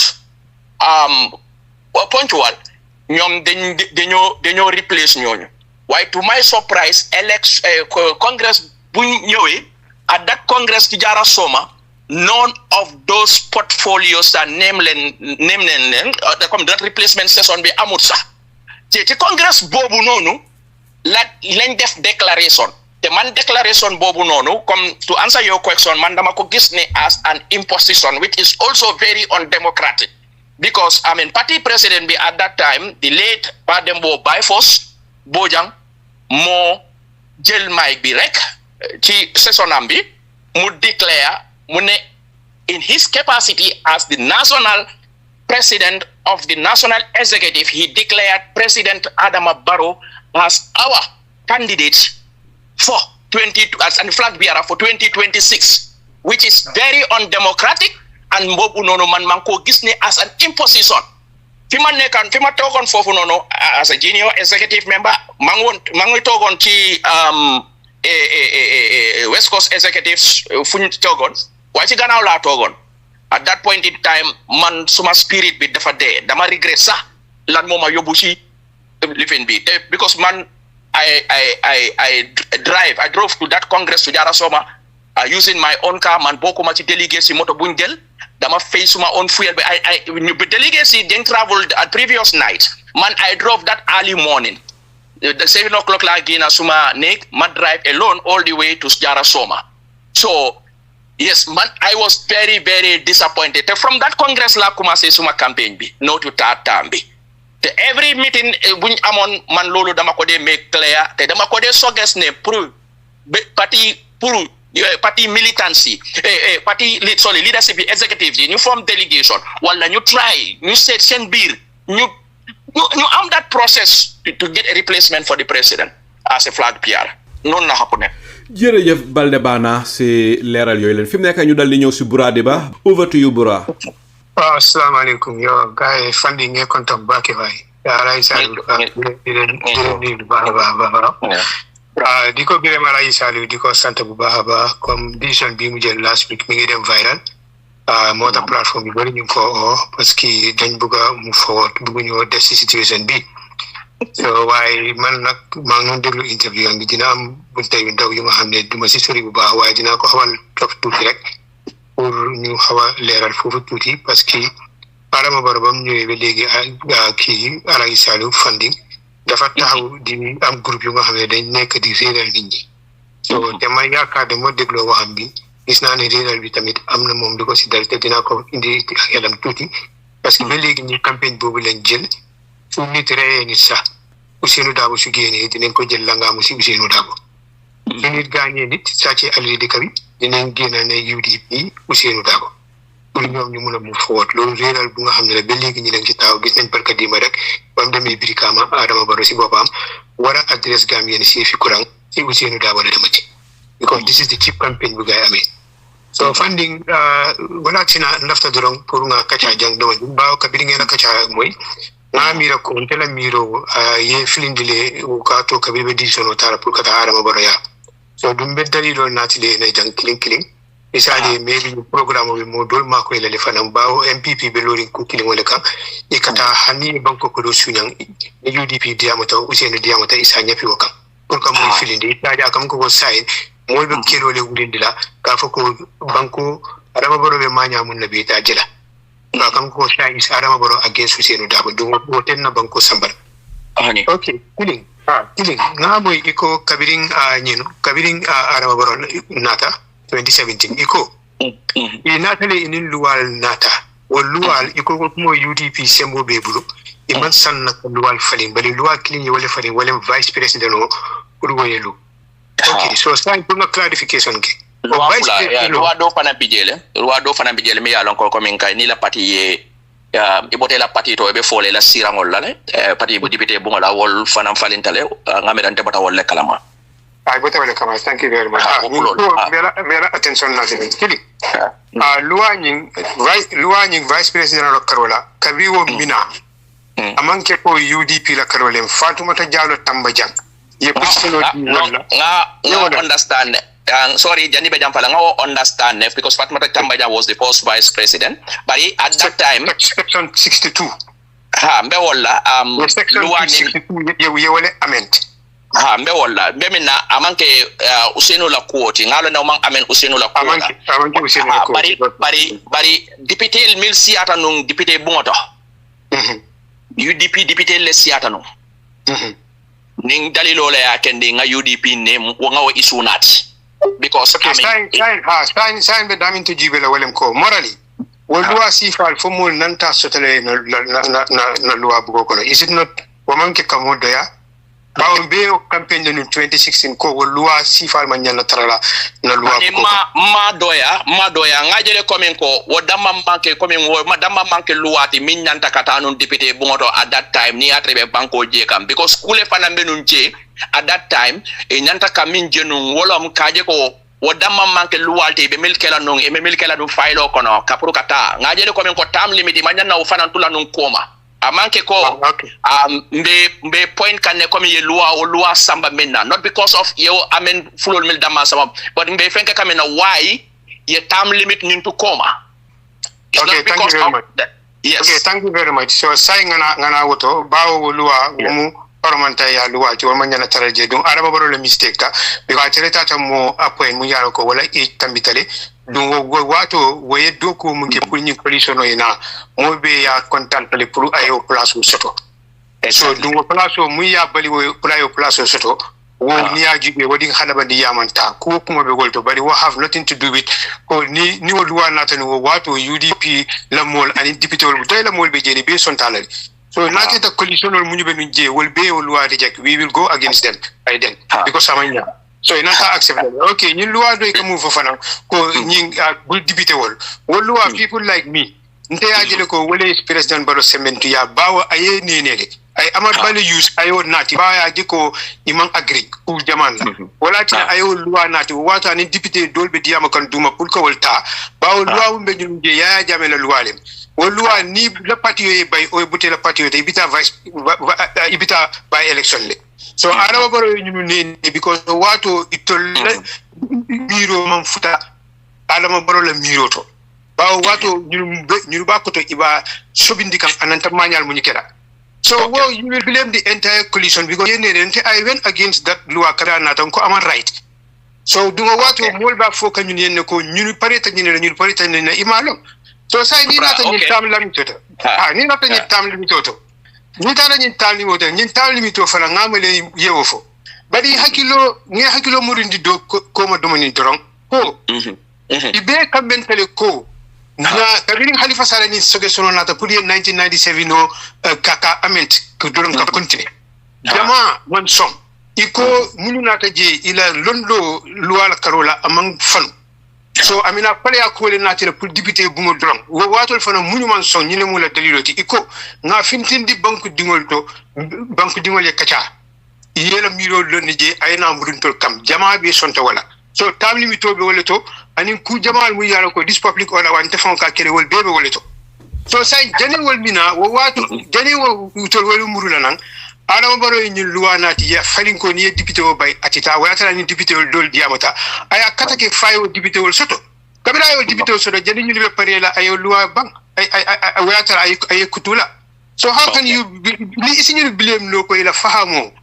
yene la fahamo man futa woto bari te blame no la ko NPP ka samulu nyaadi ka ta Ousainou Dabo UDP Ousainou Dabo fo yatol sifal nene atol fanan kamfata ko gita jene mantel nene bra mbatu ngi makoy thank you very much definitely enlightened nejang to be very frank with you yellonde ku do la mawollo but I can tell you for so be ku jamal be happen come behind closed doors until mawollo no we were not privy for that we are not privy to that but mbeming fola jandron comme konte not decision was based ama moment nene not decision because what time on temang involve politics to back I take ku jamal lonten tema wollonje but ntela decision is based on the little I know and I mean mbe woni and in a judgment mte kundingola judgment at that time amanke mole enter convince ala manke mole en safofang convince or indoctrinate or certain things bulang kono. My decision at that time was based on the little and observation because at that time Malon Juma convinced on that and who was playing these cards here but the judgment was based on this is not NPP because in time of NPP mansoto mantra NPP numfang it was based on Ntenga Millong and was based on Memin Jekang Taje coming before Ebelua Dantan Chikala Iba Sambala when there is a very important aspect of democracy. Mimba kendila kominko ngamin expect no the highest expectation will bring change of government kela nimbe kela luality. So bring opportunities so that luala closol dol betaka lua bundal danta betaka ngaje ko at that time ni manya natula koma ni atra nung itel panambe miraka ne banko bela kuola nung at that time ni atre panambe be miraka ne at that time kaje ko ini Adam Barrow be kukili by namanta kukili bare pura kana tambi watol so na decision was based on that, not because of mole not because of very finindiro domani mbejele funding because ngani munati attention nim filital dron na fahamo ani la londo hapo ngawale observe kali be diamo because watu ntolbe diamo kane tandi mola ko ni be mole finindi kanati day against Ousainou which was not the issue fabata ngamoy fula nyango fanang alaisalo bala dina ko summarize olof pour ñu lifin olof ñu dégg ko alay salu fo pare baba da nga moy la diamo fananto iko Ousainou ko 3 years 5 years ako ni mun lafta ya sama kitiola so after ate fango murutanan ala mol fintitanan ka demonstration okay ate fango murutanan ayala wo diamo ta ka falin iko ya mira ko inconsistent si bejel so sa ndelaf ke binen ñini kala munna ite ngaji jeñadi ye fahamo sotali ndol gamienol fontol lafta dictator la o what because ni Ousainou fintita ate nyimfo ala party jama wol fintita wol ko itoli agreement o move fo itol lota wolto ate Ousainou fana fintita ko nte nyine fo bari ni ko democracy jama e move fo wole kake ndala party jama ko itol be lodi nyin ko le noma ye move fo ntebe wole kala I think tol be nan ta fulele ko alhamdulillah tol lafta mu yaro ko ye fanji humbulta mun la fi dictator la tol gamien tol le fa dictator create fa ngoy Bounty from I went against our opinion. Ataya excuse ataya from ko move fenke welem ko ni data to the constitution. Ni data section 92. Ni data section 91 92. Ni all be read carefully. Iba jele ko ni president no resign ta. Atela argument. Yalo atemu lawyer. Atela argument be daminto welem ko ni president no resign ta is impossible. Election te sotonola. So I section no code. People like us we went to the section na read kaji be fo atika dalilo mu fo le be sabatini bali kabiri ngari ngajene ko ay dalilo mu ñu be fo wol be sabati tale because president no ni ko yeta election wala president no man sembo soto pour ka parliament dissolve na keta dysfunctional issue man ke strategy so du parliament wa be man ke coalition oti mama kande was there APRC was there ni ko be dissolve without no dysfunctional issue they will Supreme Court will be dissolve tal so the president ya elect le ko parliamentary sol elect nyadi so as a cabinet dissolve no balating dissolve no pour general election yana so dum coalition o manje dominate so Ousainou ko wotole ko no aka section o fango direct bari ndena disagree tale munati nan kontena disagree ta ko hanni to nyaamu bala fo wato be jeli bari a fo wato abijele so moral issue ni si fenke no asiri side no bari pour general election yo soto wote keno la because munatina te keno la parliament president ta dissolve no la without any moral issue nkan ni yaje kan ni nati la international laftale kul mol ni kari ko kuriya understand ni kari ko ntaman la fi nyinna ikay ni kare dalil jumala yatine mon la fala yala dalil la moy ni rafta fanni yandi lay ba mutala wolto ni nakita aka mufo yaje ko science begele ibo jelale hanna kita question so de ji bawo kabira yo fa ay sectional point out nte tatali people like Osman Sin tatali ka gibe despite ko na disagree tale because moral issue on tele waleje kaje ko to nyalende election te sotono la bawo amanke ko coalition members will do the National Assembly. We have APRC. They are opposition. Mama Kane was not at the coalition agreement. So those people, there was no dysfunctional issue at the National Assembly. The president mo pausoto. So cabinet asala minister be by no woma to talk tell to. Gogura di komna me mo respond. Ni aje patiol be ka so around one person. So kana yelma ka kemul buru dictatorship because this democratic process nka fole badi akamu waxani bi na fahamol destale dominique so yamu jabi isa follow through account pour alaji salu yano alaji salu lima ko non like masawara is correct si lifin dama jël just first part bi boko interview lim jotawa dina ñu second part bi internal democracy bi lu wasi NPP su fekke time menañu waye dama non try le pour helal ko process bu nga xamne mo xew ak NPP lifin bu ga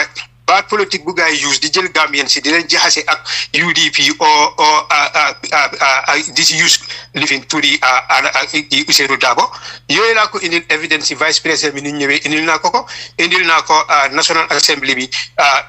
bill buñ indi won through Samba Diallo amon nañ ko fi ñi strategy buñ use because time bobu nonu Adama Barrow mi ngi try pour fom patem lim def ben nax la ko mëna oyé because su déma non tay duñ ko nangu so nekku de ñom ñoo indi proposal mom moko indi waye mu gis ne jamono bobu wax bi mi nekk on fekk mo am na lu mo toga so lima ko non expliquer tamit yefi comme temps bu mo try pour wax légui lolu ngi won ci 2020 draft constitution bi Adama Barrow bu indi bil bi ni pour Samba Diallo NRP fekk gaay tak nañ sen deal bobu ba paré fekk waxna ay National Assembly member ba paré pour am len opposition yi fa nekkon muy doy UDP ñom yeb son observation aguton ci li té Souleymane Ben Souare mu ko non wax man dogna audio yi ci ko place yu bari ben try di call ñeena ñi di leen wax ne bu leen nangu bil bi jall ki li la taka so leen ko jaalé rek dina def li li way understand ñu ma jotta waxal yeb understand ben gëna na wax ko lola ko lol expliquer ne ko lolu bu ci blame UDP balé bu ci blame UDP dara constitution bi yeb mu fa te den process bi Halifa Sallah indina ñoom yeb ñu nangu ko transition bi ni ko defé lolu you cannot come nga blame si biga part bi do si mëna blame opposition bi Adama Barrow ak ñi nga xamné parliamentary National Assembly bi nga xamné ñoñu jamfa dem taka be sani li ba pare ñu taka gëna xol kuñ gëna yapp Ousseynou ak UDP di leen ko tek that is not the case ba pare li ñu wax Ousseynou wax waxet bi amut democracy process dañ ko wara respect ñun yépp yow su fekkee yeen 5 la Supreme Court bi sa 5 judges ñoo fa nekka sometimes decision mun na am ñettay ñu ne waaw ñaari ñu ne dédé ñettay ñu wax moy taw té ñalé dañ sé and bi ko li moy democracy process so nak nga mëna oyé lolu waxet so dama ko wax ni mom bu ma déglo waxam bi ak excisim joyé dama feel ne amna rédal bu nga xamné amna ci o mom awayane sa mo aguton to that level comme he was not well informed by then maybe lolu ta alay go ahead Baldeh Banna jërëjëf bra si faram faccé bobu ci olof go ahead Baldeh Banna waaw jërëjëf bra comme num ko waxé noonu luma waxon ci sosé foog naa loolu la bëgg pour ma waxaat ko ci olof waaw comme moom lu mu wax comme definitely loolu mooy dégg I mean ñun time boobu noonu comme time bu mu nekk di explain ni ñun time boobu noonu we are not I mean ñun yëguñ yu bari comme xamuñ yu bari comme ñoom moom lu nekk di wax ni te yëguñ yu bari lu nekkoon di behind closed doors or internally because suñ position bi agut foofu noonu te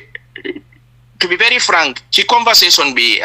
jàngana lu bari xam naa lu bari waaye man suma di comme lu ma ko waxoon man suma decision bi at that time was not based on like anybody indoctrinating or anybody fooling me. It's based on my own observation at that time. lima observe on comme situation bi num nekk di happen. So man, it was not come lu happen nakalen yobu close bobu no yonu no fofu no. Why man at that time nima gise deputy house bi at that time parliament bi UDP mo gena am fofu no deputy. So luñ yobon fofu non ñom luñ buga lolu moy pass. So ñun jëlé close yoyu nonu ñu bay time limit bi ci gannaaw man lolu la understand te lolu la bañon because luñ nekk di xeccanto ak Adama Barrow yep ak lu nekk di lutax man ma expose now lutax may talk ci forum bi this platform today is because of my resignation about this third term and some of the failures NPP government lum am. So while looking at living for Punono, but head na sa NPP so I'm on another leadership as a flag bearer. Head na maybe sa dina am benen yakar, dina am benen hope ne koku nonu will definitely bring some change. Head na maybe I will be convinced because I'm trying since last year ñu try pour ma tek campagne bi pour ma by campagne bi pour ma nopi rek even su fekkene duma campaign against ñom duma campaign for them, but let me not campaign against them. So this my decision be at that time was based on that. Why comme mom lu explain ni man xamna legi xamna lu bari lu ma xamuton te listeners tamit yi deglu kat yi tamit dinañ xam lu bari te I definitely really appreciate that. Why gis nga the moral aspect there and credibility of the leadership be there lolu man important trop. It's very important. Lolu bokk na ci lo xamne te maa ngi bañ pour support President Adama Barrow maa ngi dem against him dem dama campaign to make sure moom he is not re-elected. Loolu mooy waxam yi wax yu mu wax te defut ko nekkut di ko def because these leaders ñun ñoo leen dee campagnal ñun ñoo leen dee defend nga am leader boo koo xam ne lu mu wax ak lu mu dee def dafa ute wala te mu ne nii mu waxaat leneen so man pour nga taxaw nga mun a defend boobu noonu man loolu daf dee jafe ci man it's a very difficult daf dee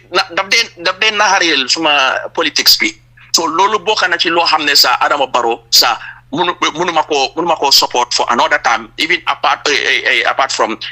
the issue of the term limit so definitely te jangana ci lu bari lu nekkoon di happen again at close door why man at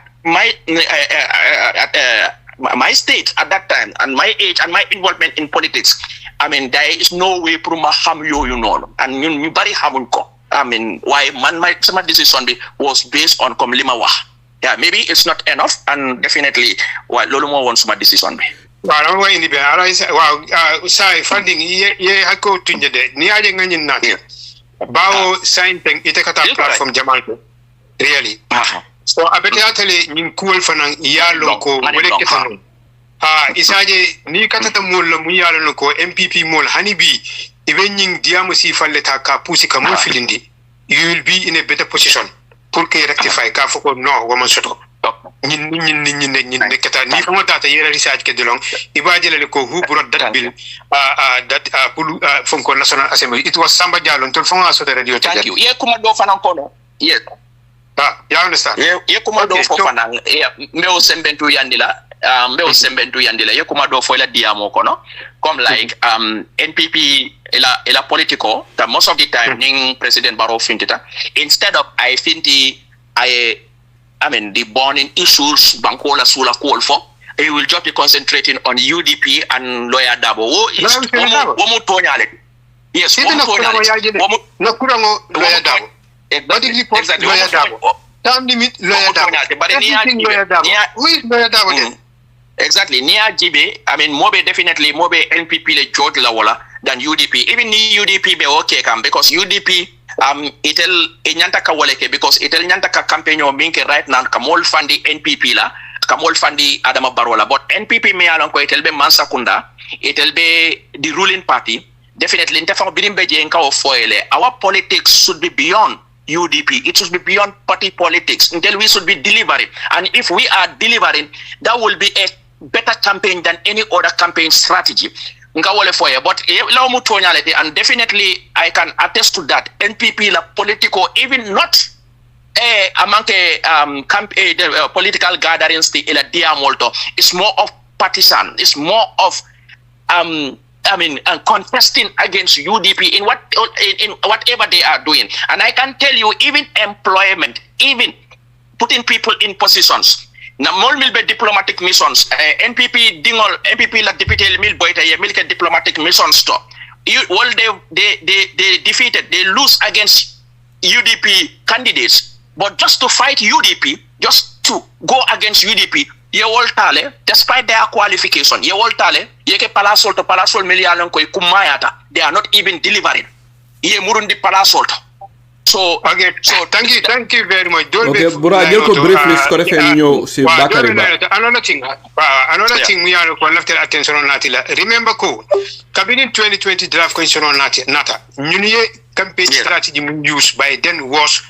that term limit iko first term te kontila ye wole campaign dunia be ñaatu so nga mo dol fa nga jele ibete fa nga question kan iko wo wato 2020 ñu ye wole campaign ko wote kontila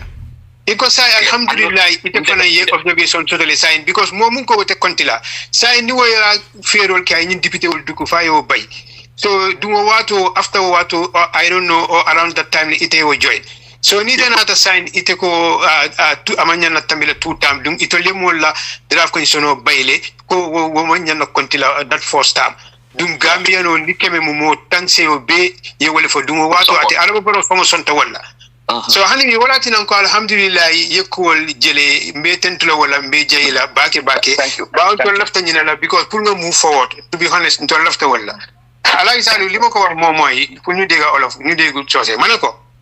ningi tamit ñu ko criticize mom ci bopam ñu ne 2020 draft constitution buñ ko indé gaay arama wala liñ jitalon woy tam bobu du konté ñun ñëpp ko fi gis da gaay di jubilé ñu ne tam bobu non wara to konté bi ko loolu dafa xéblu arama bolo loolu la fi gaay wax ñu ne constitution du retroactive ñoko fi wax so légui loolu ku nga xamné mom loolu la wax jamono bobu ba gaay ñoo jël suñu alal di sani ko so ñu ne légui ki ni funding mi su gëna sé tay mi ne mom tout temps mom andu ci té force bu nga xamné mom la mo konté ak bi ñun suñu draft constitution bi ko gaay di sani loolu la gaay jital ci kanami aduna bi yépp so motax nit ñi tamit di am question waaye ba légui man gërëm na ko sant na ko accent trying to convince Mansa loolu len they use why nanguma because loolu len they that was the only thing they were even bringing to me first time bi waru loko because loolu le maneka di wax that first time bi waru mako konté manelen no I mean of course 5 years la ko saf exactly so ñun nekk fofu nonu sa dima try dima convince because loolu len de buga jene fofu nonu pour ñu use this term as the first time why man nanguma loolu because xamna ne 10 years la sa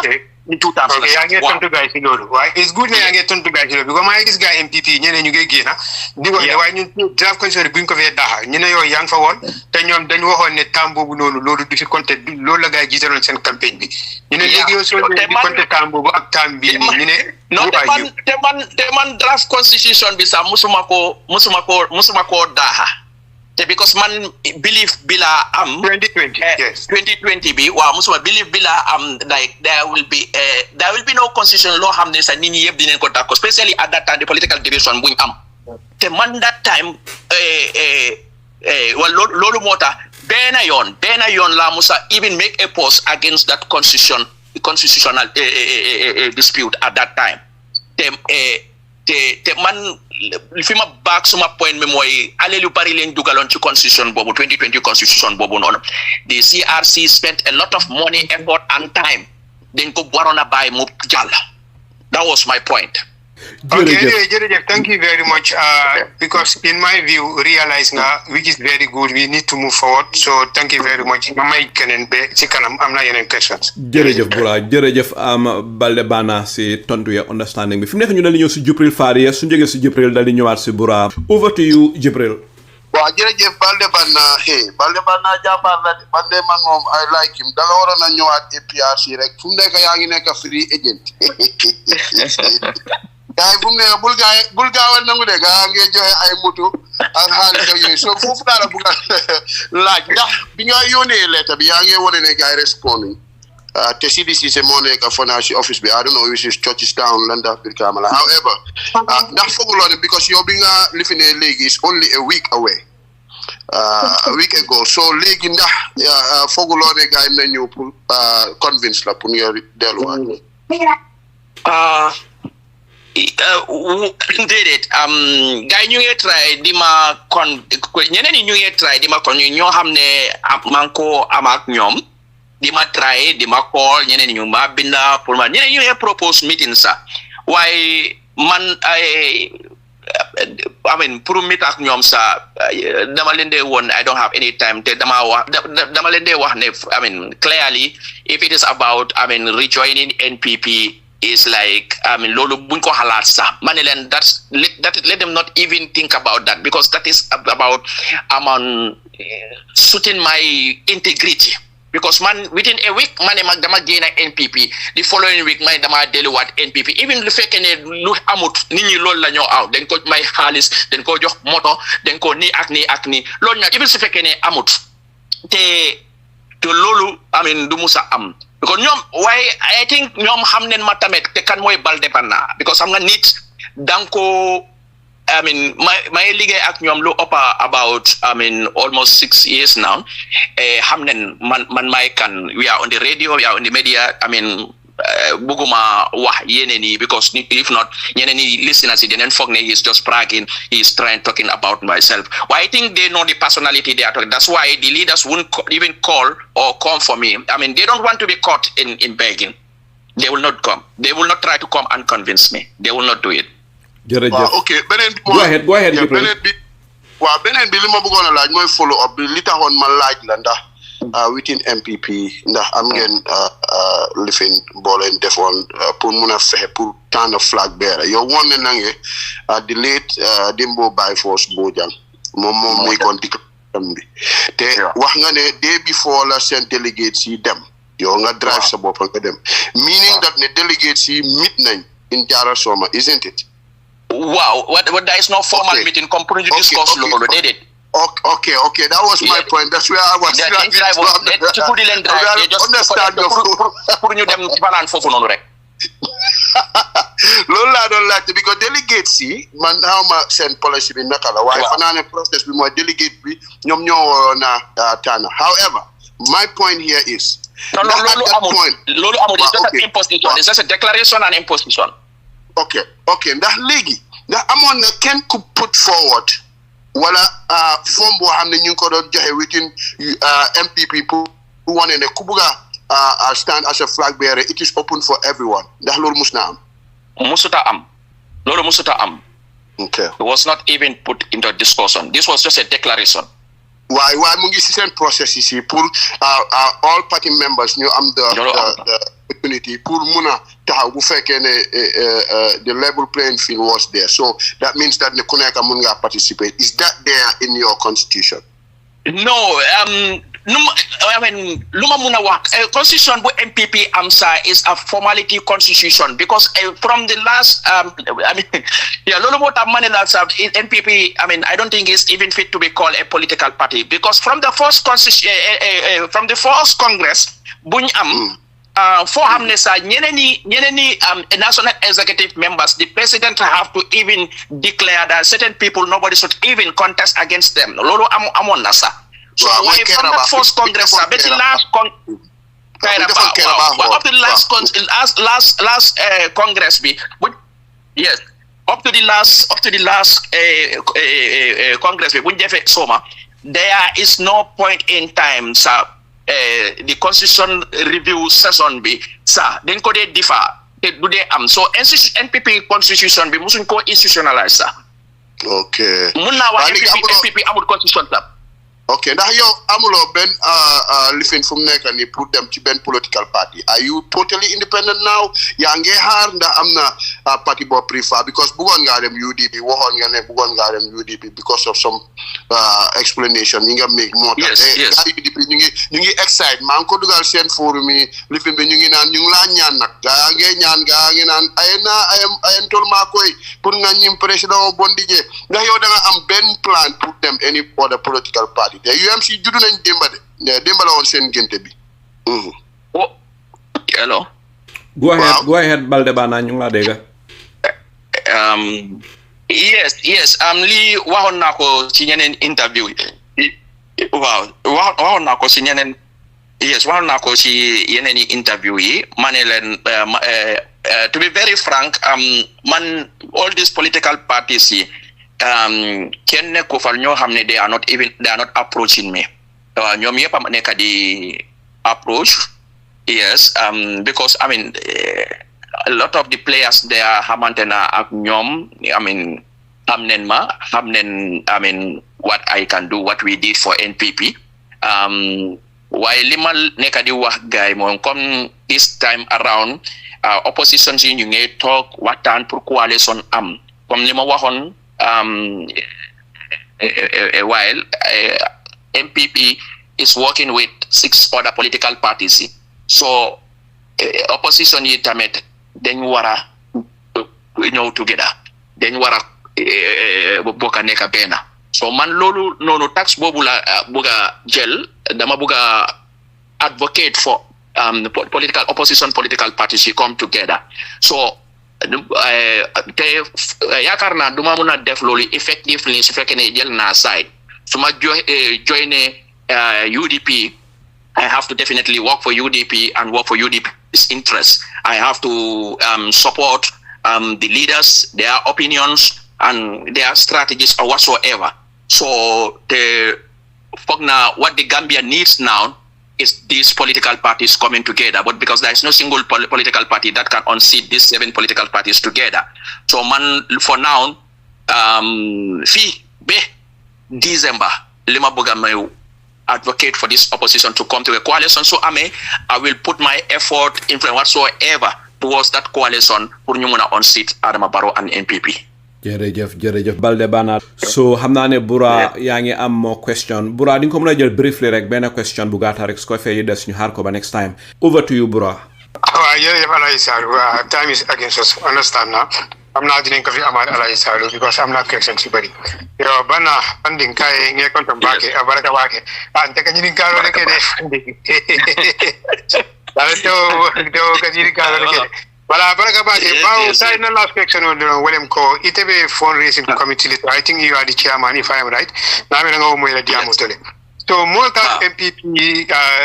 fenkele ika kangole la le kafako MPP. We are the businessmen, people like Abubakar Jawara, you have like a Kalilu Wage, you have come in even GRA from Yankuba Iko from Kalakodo to the MPP, Wasifal. So, you have 4 in the Kabiribe MPP. Alka Jumanle attempt to create MPP Makoi.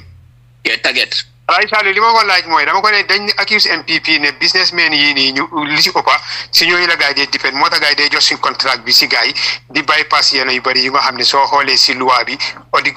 report bi so ko xolé ñi yépp sen tour mu fa ñu mako waal so semaine bi gis nañ ko ak yu bari mota ma ko laaj comme mom ci fundraising committee bi la nekka so namu ñu nañu xelal mom ñan ñoko naan jox xaliss ñan la kala ga non amé fon ci tour MPP jërëjëf. Yes, bra Baldeh Banna. Yes, thank you very much, bra. Yes, Ntebe West Coast. Yes, you are right. West Coast Regional Fundraising Committee, Mbejele, definitely yemol name janne milia long coming ko businessman or long palastio long milia long coming ko oh is in the open coming day supporting the president ikafunyolom ikuke nyolom I mean wolom woltin tel fananka milje ni be ka photo e ka milje milia ko ina la nyaton kolkata e ka wolle ja as well visas e ka lo wolle la ko nal tata fenyene bule be sotola le so ni le ka ken ila targeti so definitely ye mil fotem de le wolom na targeti I mean and some of these things niba a lot of them niba kela is in the open mall but mall ka ba kala male jang yet iman don't told for fang but I mean wall yeni mil to for tangi yes these are some of the people milia lonko we write to them as patrons. Yes, we write to them as guests of honors, and they can participate. It's true. Yes, they can participate very well, and definitely they help us raise and mobilize these funds. walam toñade comme luma nek diko waxe ni rek dafa lacce nda some of these parastatal heads or businessman you rey tour yum lifin ni tour fi yeah so yum wax fi mané ko waaw dégala ñi ñoo xamné dañ leen dé gis ak président bi ñu ngi dem ñu ngi géna time to time so lolu motax ñu gis leen ak ñom ñoy well wishers yi ñom ñoy ñoo xamné they used to support the president. Yeah, so lolo mota suñ amé programme ñi ñoo xamné we write to them as patrons, we write to them as guests of honors. Yes, that they contribute definitely, to be frank. ñi ñoo xamné they help us raise and mobilize these resources lo xamné dañ ko dey use in some of them time day to the running of the party. Wow. jërëjëf Baldeh Banna daanaka fi mu nekk waxtu bi jeex na 1 minute leen am fi mu nekk 1 minute yi dañ la ko may rek su ko defee yow nga wax lépp loo bëgg a wax Gambian yi fi nekk xam ne soo gisee nga bàyyi NPP la nga fa gis daal da nga gis NPP direction bu ñu yóbbu dëkk bi nekkul lu baax si suñu réew mi moo tax nga dal di bàyyi parti bi fi mu nekk dama bëgg nga ñaax Gambian yi put your case before the Gambians pour Gambian yi mun a understand lan moo tax nga jël such a decision ba pare du ñàkk di nga inspire ñoo xamné ñi ñoom itam xëy ñu doon am doubt waaye bëggu na bàyyi parti bi xëy na bu na déggee di nga inspire ñoom itam ñu bàyyi parti bi waaye nag nga bàyyi xel tamit xam ne am na ñoo xam ne dineen ne Baldeh Banna mi soo gisee mu bàyyi NPP xëy na da nga ko joxul place rek mu mer dal di bàyyi du ñàkk am na ñu wax loolu du ñàkk yow sa dégg nga ko so lépp loo bëgg a wax daal am go ahead over to you. Yes, thank you very much, Mr. Njai. Comme man li bokana, comme li nga wax first word bi nga wax ne inspiration lolu bokana ci lutama even join politics ak li ma bëgga good politics bi yépp man gis na dama jël sama bopa as an example as a young man at this age man dama settle fi ma def bi ma baye teaching from my introduction about myself bi ma baye teaching dama duga business very young and definitely yalla def na ne yalla ubil na suma worsak fofu nonu bala ma join politics man suma kër bo xamne fofu la taxaw ni manko waaw manko sampa 2012 ma move fofu nonu kuma xam fi ma deka dañ de xamne definitely living very comfortable te lolu am ko ci teaching bi ci business bi la ko am man dama liggéey ma am lima am fi te bala ma join politics lolu fekana amna benen kër bu opa bi so ma am suma business pour taxaw ñaari tankan so man dama duga politics du pour am fofu nono dara am fa alel because am fa position bala ma duga politics dafa feka taxawna sampana suma keri ma am suma family ma taxawal suma bopa wow so lolu pour ma won youngsters yi so bala nga da nga wara try nga independent nga mun sa bopa bala nga join politics su boba da nga gis politics bi as a national development activity not a living earning activity bi du comme de neka fil bo xamne da nga ka duga pour nga ut sa dunda wow so man lolu mota in politics I mean man musuma apply for any political position even though during when elections are coming people are applying opting for positions dama de am ñuma de approach I try to go for a national assembly or even a area council chairmanship but dama len de wax no I'm not into politics for this man I'm into politics pour inspire youngsters yi ñu ndaw yi pour ñu duga politics bi ñu jël batin bi ci loxo old people yi ñu sona ñoo xamne they are tired they are there without an option some of them they are there try to achieve what they did not achieve when they are young and able ñoo xamne they are late having to do certain things manelen politics is for the young people lolo la de advocate lolo motax ñu bari youngsters yu bari man around here ñoo am ne nekku di dugal politics man am encouraging a lot of them to enter politics lolo mo one of the reasons why I'm into politics wow ñu nekk di wax comme lu buga lool la amut lolu motax mu géna ni man pour lela lolu rek man musuma apply political position politics and hali sisa instant benefits ak incentives sisa duma len de laal su ñëwé dama de am opportunity to sit in some of these committees ñoo xamné they are distributing these things but I give it to the needy ñu ko gën a soxla mooy tabaski rams yi ni sukar yi ni xaalis yi ni man I can tell you that we are on the radio NPP fuel yi sax wax naa leen fii congress boobu noonu I drove my own car I fuel it myself the NPP gathering yi fii ba Kallaj toy I have never used an NPP vehicle. I use my vehicle and I fuel it. Suñ demee like meetings at State House ak yeneen di palace ñu génnee allowance jox ñu wala ñu génnee fare jox ñu it's not about bragging. Yalla xam na ne te I'm on air and some of these NPP people will hear this, but I still give it to the needy. I can remember Bena yon len ma jox li ma spend coupon 500 seats for one of our meetings. 500 bobu non rek Bena rek la keep ma joxe ñaari to some of the people who are not that much financially capable like me. So I mean lima wax Gambian yi rek man duguma NPP pour ut dara duguma supportuma NPP pour ut fa dara. I was supporting NPP for the government, for the country, pour country bi muna dem ci kanam tegu ci yoon. So gisee ma génne foofu noonu comme most of the time ene bi ak yaakaar bi ma am pour from this government loolu laa gisut te loolu moo amut waaw so luñ nekkoon di expect amuñ ko to du mun a am corruption bi du mun a génn because NPP itself is even corrupt in NPP. Corruption am fofu non it's not fighting that corruption within NPP duñ ko mëna fight even as a ruling government they cannot fight it in the government wow NPP ngay dega political kodo bukata police because dafa am time bo xamne there was some mismanagement of fund lo upon su committee bi ma buga yobu case bi court ñu ne ma hey president ko politique case bukata court ya sama jey bi tafala NPP ko be ñon na ko di kola they restrain me for not going so lolu nonu dafa wone ne corruption bi dafa continue ci government bi president bi du ko musa fight because he's encouraging it within the party so actually with all this the rate of the at which things are going lolu mota man ma bay NPP awma yakar de NPP dina muna yobu deka bi yes so lolu mota ma ngi ñaan Gambians yi ñun luñ am yépp suñ ko bëggé wax du baax wa luñ mëna wax rek NPP du mëna yob deka bi na Gambian yi yépp ñew together vote this incompetent government and incompetent party. These people are there for their selfish interest. You vote them out. Wow, Lola am pour wax yeri ngeen def suma 1 minute before na passé na ça. Wow, summarize ko tamit in Mandinka li nga wax ko fi nga dal tejé fu. Yes, Mr. Njai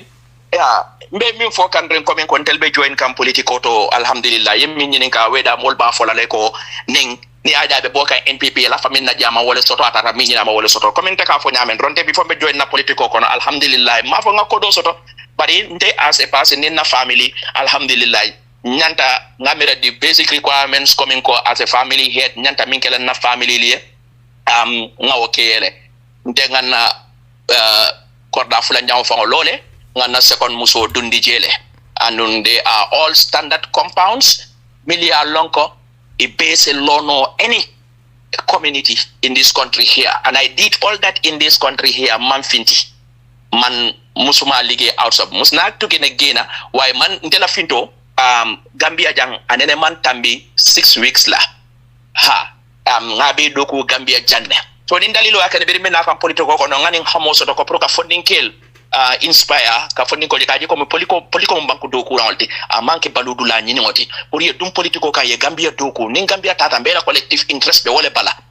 bela nyato tabe wole bala because individually nimbe I mean mbe ngako soto ngabunjango loya but silol mil ben connect la wol man dada we don't mantra kurang soto kan hani bi development o manke so banko Gambia no mbe ngakafu nyoka ngadoko ke nga politiko kende make nga banku soto banko mimbita nyato so mil ba fo kan komen konte dunta politiko le kono pour ka fe nyini je wol ma wolonde bar mil yente long yo ya lonne mbe min fo kan ten I mean ntese ku fengo be soto nole politiko kono I have the qualification nse doko nyini nole nga doko soto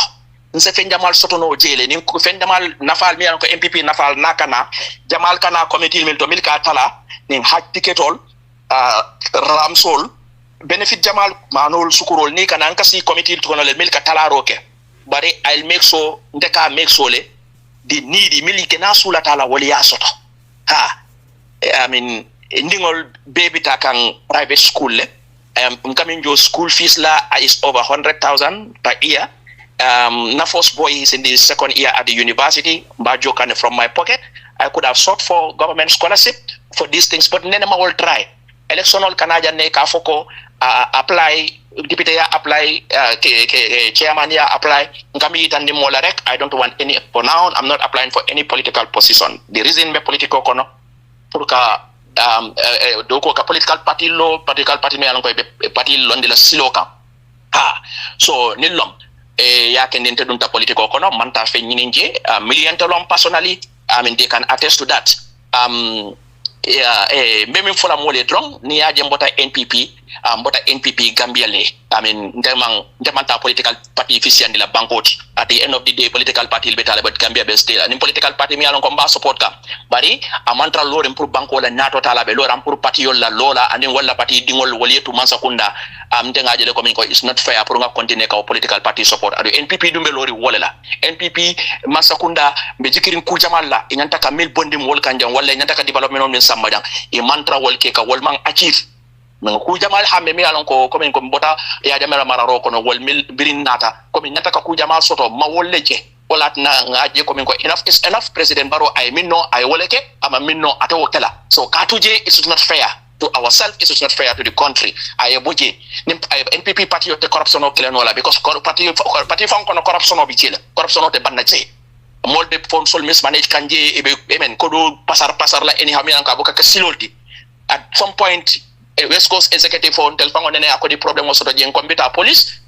e konne ko hey president Barrow ko mo kana politique ko de ko bukata police ni ko samba police coming coming for rek alinga try ngana problem will solve internally go to the police e ba folale UDP ko bita folale MPP ko be non nakodi ko la ninten so I mean political party mimbe alon ko ngabe tamaka wonya ate o sifa balundi no la mansa kunda ko na NPP le be mararo wala so NPP be nyamen abekela de directly replicate in the government so mo base along wonya so mega menol danila minna ya mera sembo mimbe NPP la o sembe tije ngol bi jele hani bi million ko delbe minke kan tete hanila ka okay ide hanila ka fitila simply because of palasol ani be na falmen soto ka pour kana fo wala but this is the difference between tel ni tel because tel man traje pour kanim fengol soto ni full man tel CD man sula la fang so wala nantel dolbe diam kan somebody have to speak up and this is what I am doing benini tandila molla ko nga kafu nyoma political party le kafu nyoma ngani mansa kunda muta nga carte fay against them ngi bondi je dan ni ben na banko futandile babula na tembo mi ala ko etubi beri le ni non na liam la mawti la moy lan bal be tentu la bal jay la fala na mul ko nyimala ni sanjay ala baraka paake jërëjëf Mr Fanding Baldeh mbokay tedda yi ngeen doon déglu noonu mooy Fanding Baldeh ñu gën ko xamee si Baldeh Banna ñu ngi lay gërëm si sa waxtu di la gërëm bu baaxa baax ci lepp lo xamne sédo nga ko askan bi xamna ne nak lu melni tamundi ko dega nit li tamadi dega moy nit ñi joggé ci yenen parti dem join parti Adama Barrow bi way ku joggé ci parti Adama Barrow bi ba pare ñoo di waxtana askan bi di len xamal li tax mu dal di bay parti bi bari wut waye xejna du ñaka fi bala December di nga inspire ñeneen ñoo xamne di len def li nga xamne mom nga def ñu ngi la gërëm bu baaxa baax di la santa te di la wish a good luck si sa political career di gërëm tamit Buradiba si waxtom lepp lo xamne sédo nako fi di gërëm Jibril Fadia si waxtom lepp lo xamne sédo nako fi mbokay yu téday yena ko dégandor Olof Njaay dafa am lu wax buge du mat ba pare ngor daldi mat Adama Barrow man bugana gomne nit ku bax la nité avant muy nek président dégun ko won ci ben njuut njaaj waye so gisé mu ñëw ba nek président ñuy wax di tuddal turam lim nek président la den ko denka aleli rew aleli Gambien yépp ñu tek ko ci loxom du fay neeg du fay essence du fay luas diko jox lu muy lek diko jox lu muy sol bon sa dega war nañu defal li nga xamne mom leen buga waye su fekke ne li askan bi buga defu ko ba pare lepp dole ci ñi gom ne ki nekalu fa askan bi ki li tax mu dal di nek président du askan bi bopam la ak ñiko wër bon problème amna surtout buñ togué ba gis ne lu bare dafa wax waxet ben ci yoy moy dafa ne won ñetti at donga du complete sax ben mandat bi du ko motali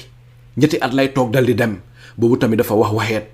bu ñëwé ci president time limit dafa wax waxeet bu ñëwee si suñ constitution bi dafa wax ne dafay génne 1997 constitution bi dal di ko remplacer constitution bu ees di 2020 draft constitution bi boobu tamit dafa fail dafa wax waxeet bu ñëwee si transitional justice di implement the recommendation of the Truth Reconciliation and Reparation Commission ñu xam ne ko si TRRC boobu tam dafa wax waxeet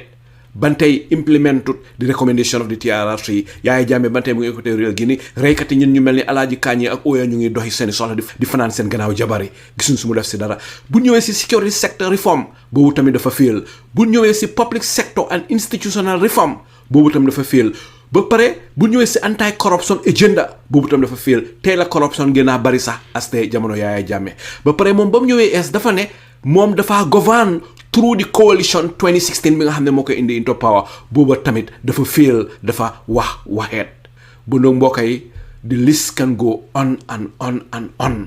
si Adama Barrow waxeet yi nga xam ne moom la def te Gambian yi yàlla woon loola ni te ñun soo gisee ñu jël suñu yaakaar teg ko si loxo Adama Barrow gannaaw yàlla den defee woon ne dina soppi doxin ni Yaya Jammeh daan doxalee moom dina indi doxalin bu ees su ko fee def li Gambien yi bugga waaye nag ba mu ñëwee liñ gis mooy dafa mel ni kuy saytoo Gambia comme na Yaya Jammeh doon saytoo te moom mu tane Yaya Jammeh tuuti ba pare dal di jël APRC ba nga xam ne moom la Gambien yi doon xeex dal leen indi ñu am a government of NPP APRC loolu tamit neexut Gambien yi ba pare teg si dooli corruption gi xew si nguuri Adama Barrow gi jéggi na dayoo gis ngeen crime yi gis ngeen suñ ndox mi gis ngeen suñ courant gi dara rek la wut si dëkk bi buur bu set ñu ngi dégg ne am na ku rey Gambia jamono Yaya Jammeh yi amutoon te di toog di tollaalee Adama Barrow Yaya Jammeh sax gàcce la si ñun nit te Yaya Jammeh kenn waru ko tollaalee kenn nit te jamono Yaya Jammeh ñu bari si ñun dañ defee woon ne Yaya Jammeh was the worst president and will continue to be the worst president in Gambian history waaye ñu toog tey ba nga xam ne ni Adama Barrow di doxalee tiital na ñun ñi ba nga xam ne ñu bari si ñun dañ ñu bàyyi woon fi Yaya Jammeh sax moo gën indi fi Adama Barrow li nekk loo xam ne lu doy waar la Adama Barrow nag war naa seetaat boppam di olof dafa ne màggetub guddi bu ko kenn gisut sax mu gis boppam li xew si réew mi ñu ñëpp ko gisandoor te dégg ngeen li nga xam ne moom la Baldeh Banna dal di wax mu ne NPP moom du ko oyee political party sax mu ne moom Baldeh Banna mu ne NPP is a gang of ñin ñoo xam ne dañ ñëw rek pour pursue their own political interest ay ñin ñoo xam ne dañ mankoo rek pour ku nekk loo mun a am si nguur gi rek nga dal di ko amee si aleel jël nguur gi dafee ko business boo xam ne ku nekk da ngay fexe enrich sa boppa balaa Adama Barrow di fi jógee façon ñi ñoom mankoo rek dal di fa am NPP wax na tamit ne ñu bari ngi defee ne NPP is strong waaye mu ne NPP dafa yowee NPP is very weak ba nga xam ne opposition bi effort bu tuuti bu nga ko defee ne fi génne Adama Barrow 2026 bi in December mbokkay leena leer na 10 years after boo xamee ne Adama Barrow génn na si presidency bi bu toogee xalaat sa dëgga dina rëcc yu bari si ni mu doon seetoo Gambia di te Adama Barrow dafa tas yaakaari Gambian yi ñun indiwun woon Adama Barrow muy sampa ay infrastructure indiwun fi woon Adama Barrow pour muy sampa ay tali su fekkoon ne dañ ko fi indi woon pour muy sampa infrastructure ak Italie ne waaw li taxoon ñu indi fi Adama Barrow mooy pour lead Gambia put Gambia into a transition period moom mu nekk a transition president head a transition government for 3 years mu dal di dem lii mooy li nga xam ne moom la Adama Barrow d'accord woon a Gambia ni lii mooy liggéey bi ñu ko sasoon waaye ba mu toogee ba gis ne xay président bi mu dal di jël la nga xam ne moom la ko Gambia ni dal di sasoon yëpp dal di sànni toppa bànneexi boppam di wéyee xalaati boppam am ñoo xam ne ñu ngi koy woyal di ko tàccul ñu ne nag du nii la ñuy yóbboo dëkka la taxoon ñu indi la loolu la nga war a sàmm boo ko sàmm tamit or nga askan bi ba pare waxeen nga te gor war na di moytu ñu ne la yaa waxoon